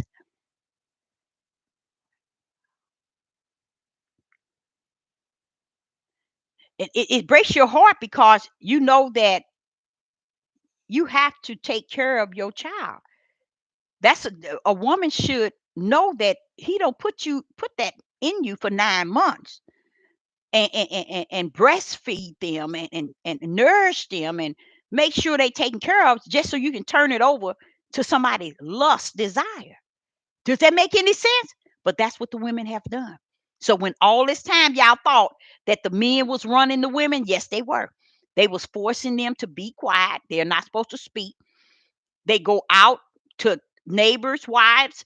They go over cross town, go over here to the bar, have sex with this, and have children. You know what? I'm gonna be honest with you. My mother, they had 7 children. All of us had the same father, same mother. But let me tell y'all something. All my life, I was the only child in my 8th grade classroom that had a mother and father, first of all. And that was many years ago, y'all. So that should show you how sad that was. So when these men talking about, oh, she put us out, all that's a lie.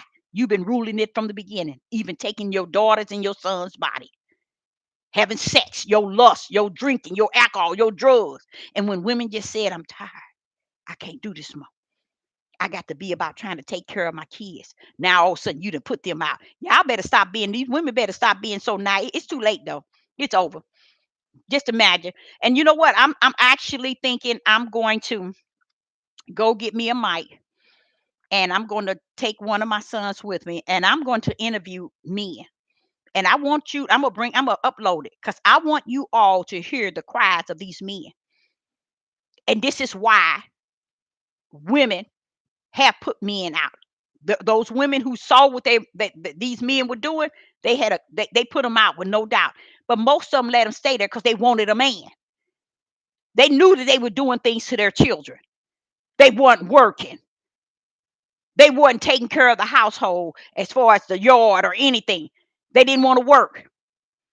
They want to go to their friend house and smoke and drink and party and bars and then come home beat on her. We know that's the truth of the whole matter. And this is why they want to make you crap under their feet. Because Yah saw it all from the beginning and the end. And he's going to judge that and measure it for what it is. Because they thinking that he didn't see that. They thinking he don't know nothing about that. If every last one of them would go back to their father and their father sat down and tell them what really took place and then tell them what their granddaddy did to them and then what the granddaddy did to them, it'll blow your mind. It'll blow your mind. And then the women will start seeing that, okay, it never was our fault. No, it never was. Your fault was letting them do it to your babies, messing up your babies. Now your men can't even take care of their women. They can't be fathers to their children. They can't be husband to their wives because men been messing with men even to today. So when you see them come around trying to lift weights and tight shirts, that's lust. That's lust. When we show you where it started, let me tell you why. I'm in Atlanta, Georgia. I went to Eddie Long's church, I think twice. The whole time I was there about 16 years. I only been to his thing twice. He used to wear suits, but what he did is when he was on TV, his suits were loose. Then all of a sudden his suits got tighter. Then now, when you start seeing the men now, when you'll see them with the white shirts on like they used to, and the capes to preach in, and now all of a sudden they clothes got to be tight. They jackets got to be real tight on their arms, and they got to wear those slip tight shirts. Watch them. Those are men on both sides. They are homosexuals. They playing two sides. Why? Because they're trying to show their physique, and it's not toward a woman. It's men on men. Yes. All you have to do is sit down and talk to them, and we're going to do that. I think I'm gonna go get me a mic, and I'm going to video so you all can. It's not even like the Father is saying to me now. It's not even worth it, Deborah. It's not even worth it. So let me just bag that up. Let me bag that up and bag that out, because you know what he said? He said, Deborah, it's all in the opening. It's all in plain sight. So y'all get on here and listen to these guys that's preaching. And when you see them with their suits tight, look at T.D. Jakes. There was a time T.D. Jakes didn't dress like that. No, he never dressed like that. But now he does. In the last 10, 12 years, yes, he does. Because our men are so into that homosexual thing, in that closet, out of that closet, and hiding. They don't even care that the Father knows. They don't care. Why? It's been doing it for too long. They've been doing it for too long. And the people have accepted them. They ain't ashamed, even on this devil platform. I can sit and tell you each one of the men that's sitting down, that's lusting after one another, and they sitting on here talking about a higher, and call themselves precepting and lining and teaching. I can sit and tell you every one that's dipping in homosexual. I can tell you. Sister Deborah got that gift that I can tell you who's who and what's what. That's why they ain't gonna be able to put prophets in their church. They ain't gonna be able to put evangelists and apostles or the real anointed ones in there, because they are tell off of who they are. And that's why they got to keep women under their feet, because the women knows who they are. The women knows what they're addicted to. The women knows about their lust and their desires. The women knows. But we can't let them open their mouth. We got to keep them quiet like we did back in the old days. That's how we tore up our sons' back ends. We raped our daughters. This one man sitting here talking about when his daughter confronted him and told him what he had done to her when she was 3. Because that was her first time. He really did the full thing. She said that she was telling him what he did. He said, well, what do you mean that I hurt you? He said, all fathers do that. She killed him, cut his thing off. He said all fathers do that to their daughters and their sons. And I'm sitting here saying, see, and these ignorant women don't hear this. This is a known fact, y'all. My whole life has been worked around the multitude. I've heard the cries of women and men that has been messed with by men. Never have I heard anybody mess with by the mothers. Now I've heard mothers stand there and let the father do what he want to do. So she was just as worse as he was. Except for this one black guy, he said that his daddy let all the church members come in, the men, the deacons, and the pastors that travels, they come to his house and have him first and then his sister. And they were young, 4 or 5 years old. And he telling the story. But he said daddy didn't know mama was bothering me too. I was like, see there. She never let daddy know. She was in on what he was doing. And they were prostituting their children to the church. See, y'all don't understand that. This man, he said, he gave, he said, he's a musician. He can sing, y'all. He can, ooh, that child can sing. He said, people sit and try to tell him he's not supposed to be in church singing, or he's not supposed to be preaching or whatever. He said, let me tell you something. It's not a pastor that's out there that if he said he coming to their church, they get his hotel room, they get his keys, they pay him well. He said they've been doing that since he was a little boy, traveling, going to the church singing. And them pastors couldn't wait to get their turn with him at the hotel. See, y'all sick. See, everybody wants to make it look like, oh, this stuff is just off the chain. Oh, this ain't. Yeah, that's why the Father's coming in to deal with all that mess. And a lot of times I kind of feel that the tribe of Judah and the house of Israel really thinking he's coming for them. Baby, he knows that sickness is in your house. Well, Sister Deborah is talking to you about, I'm talking about the tribe of Judah. I'm not talking about the heathens and Gentiles. They didn't had it all the way back too. But I'm talking about what I know, what I've heard, the stories I've heard. And it goes all the way back.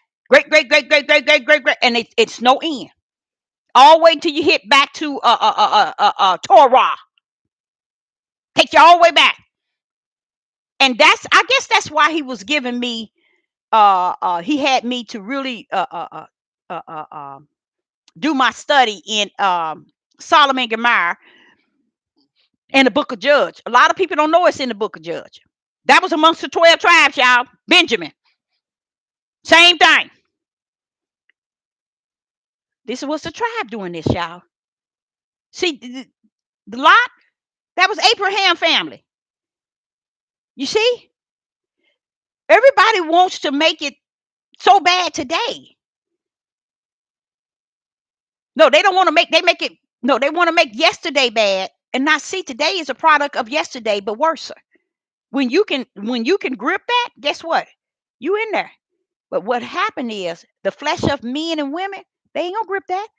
We can't take that. We can't use that today. And that's why he said today is worse than yesterday. That's why the whole earth is off course and out of order. Because we don't want to accept the reality that this stuff been going on a long time, a mighty long time.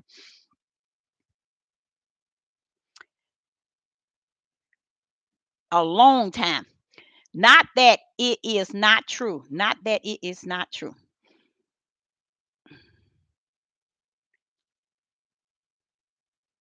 Yeah, look at the whole first of all, the homosexual came out with the floods. You know how you make your pants short, the men dress up suit short, but they got this thing. Notice it's real tight now. Everything real tight on them. You'll see every these Hebrew Israelites dressed just like that. Just like these men dressed just like that. Their clothes are tight. Look at their shirts. Got this shape. Oh, I was telling y'all about what's his name? The pastor in Atlanta, Eddie Long. And he got on there, and those guys were young guys at first. And they were saying they've been doing it with him for the longest. Now you see that? All them years he's up in that church. But when you see him in the bathroom taking his muscles and showing you he had on some them short, tight shorts, and then he have his muscle physique and that shirt that you see Pastor Dials wearing and all of them wearing now. You seen him in the mirror like that, and I'm like, that man is gay. And that's the one the news kept putting on. But they had already been out, but see, nobody didn't know he was doing that. But when it really got out, that was the main picture they showed, because that's what the men are doing today. They're doing too much hugging, y'all, too much embracing each other in a way that it's not acceptable. So y'all can say what you want. That's why they don't want the women on the scene. That's why they want the women under their foot. And these women, what bothers me, they know that. Just like the grandmothers and the great grandmothers knew then. They know that stuff is going on. And in the church, I don't have to listen to nobody. I don't have to get nobody okay or nobody to tell me this. I've heard enough of it throughout my life. These men are not lying. They telling what has happened to them. It's nothing to be bragging about. And a lot of them start crying because they go back to say, and I can't even be I had a wife, but I couldn't even stay with her because I had desires for my daughter and my son the way my daddy did me. See, this is why these men left. Either the women caught them in what they doing, they couldn't keep house like a higher created them to do. This is why they're not in there. And they trying to make you think that it's the woman put them out because she bought something, got something from the government. Let me tell you something, y'all. If they only knew, and they go back to their Torah and see what they supposed to been doing, and it wasn't he wasn't giving you the seeds of children so you can have them. Then he go up in Leviticus telling the men, stay away from this, telling them, kin folks, what Abraham was doing and what even Isaiah, Isaac, he married his cousin. You see him say all of them was marrying relatives, and he put a stop to it in Leviticus 18. Oh no, they don't want to hear that. See, they ain't gonna tell the truth and shame the devil. It's a lot of things that it's been cut out, but they keep on picking it up, bringing it in the year 2023 for the lust of its desire of its flesh. The things that they're building and they're preparing for is for their flesh. What are the gifts in the heavens? They ain't preparing nothing for the heavens because they are in her rectum on the earth, and they're not going nowhere. That's where they want to stay, and that's where they're going to be. So a lot of people thinking that, hey, I can prepare for heaven down here, but when he coming for me. You use a lie from the pit of hell, because he knows your heart. Your heart is locked in to what you think you got. You ain't do nothing he asked you to do. He told you the widows, orphans, the fatherless. And see what the men to say, when I got kids and I can't do it, and me and my wife got you ain't saying that to the Most High. He don't care about what you got. These are the things you were supposed to been doing if you represent him. But you don't represent him because you stuck on stupid and think life is about you building your empire and your heaven here on earth. So what makes you think you want to leave it? You gonna want to leave it. You're not. So if anybody in the live chat has any questions, please pour it out. We got a few more minutes. That the suits are tight, the shirts are tight. Now they wearing they baseball caps and brand name, and they just dressing color to color, and it's all about who are you showing your physique. If a woman got to walk around looking like a mop head because you don't want her to show her body, you don't want her to show her hair, but you're gonna walk around and body build, and then walk around want somebody to see you. Who are you? Who you were getting to see you? What is all that about? Y'all, that's homosexual mess up in there, all the way up in there. Y'all don't know it, but that's what that is. Because I asked the Father, and that was last year. I said, Father, what's all this? The way these men hugging each other and holding each other and shaking hands. And Father, they all deep now. They all up on each other. He said, it's all that stuff is in there. My word already told you, there's a lot.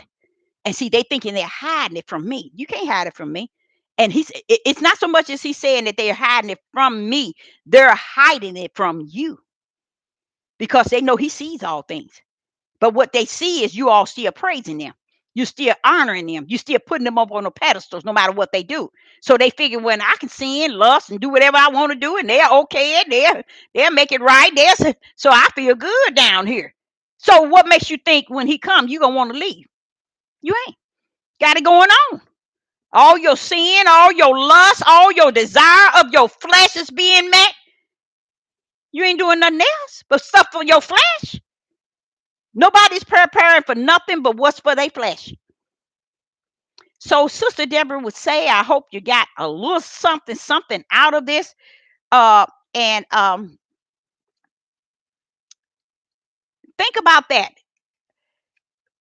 What he brought forth wasn't out of a man's sperm. He brought it out of the seed of a woman. You got to really start thinking about that. Something went on and took place in the heavens that we still yet has not not woke up to. We only taking what proceed out of the mouth of these men, and we're messed up from the floor up. So I, Sister Deborah, hope that you got something out of it, and I will be back. And I say unto you, shalom and shalom. Being so no one had any questions, I am out. Shalom.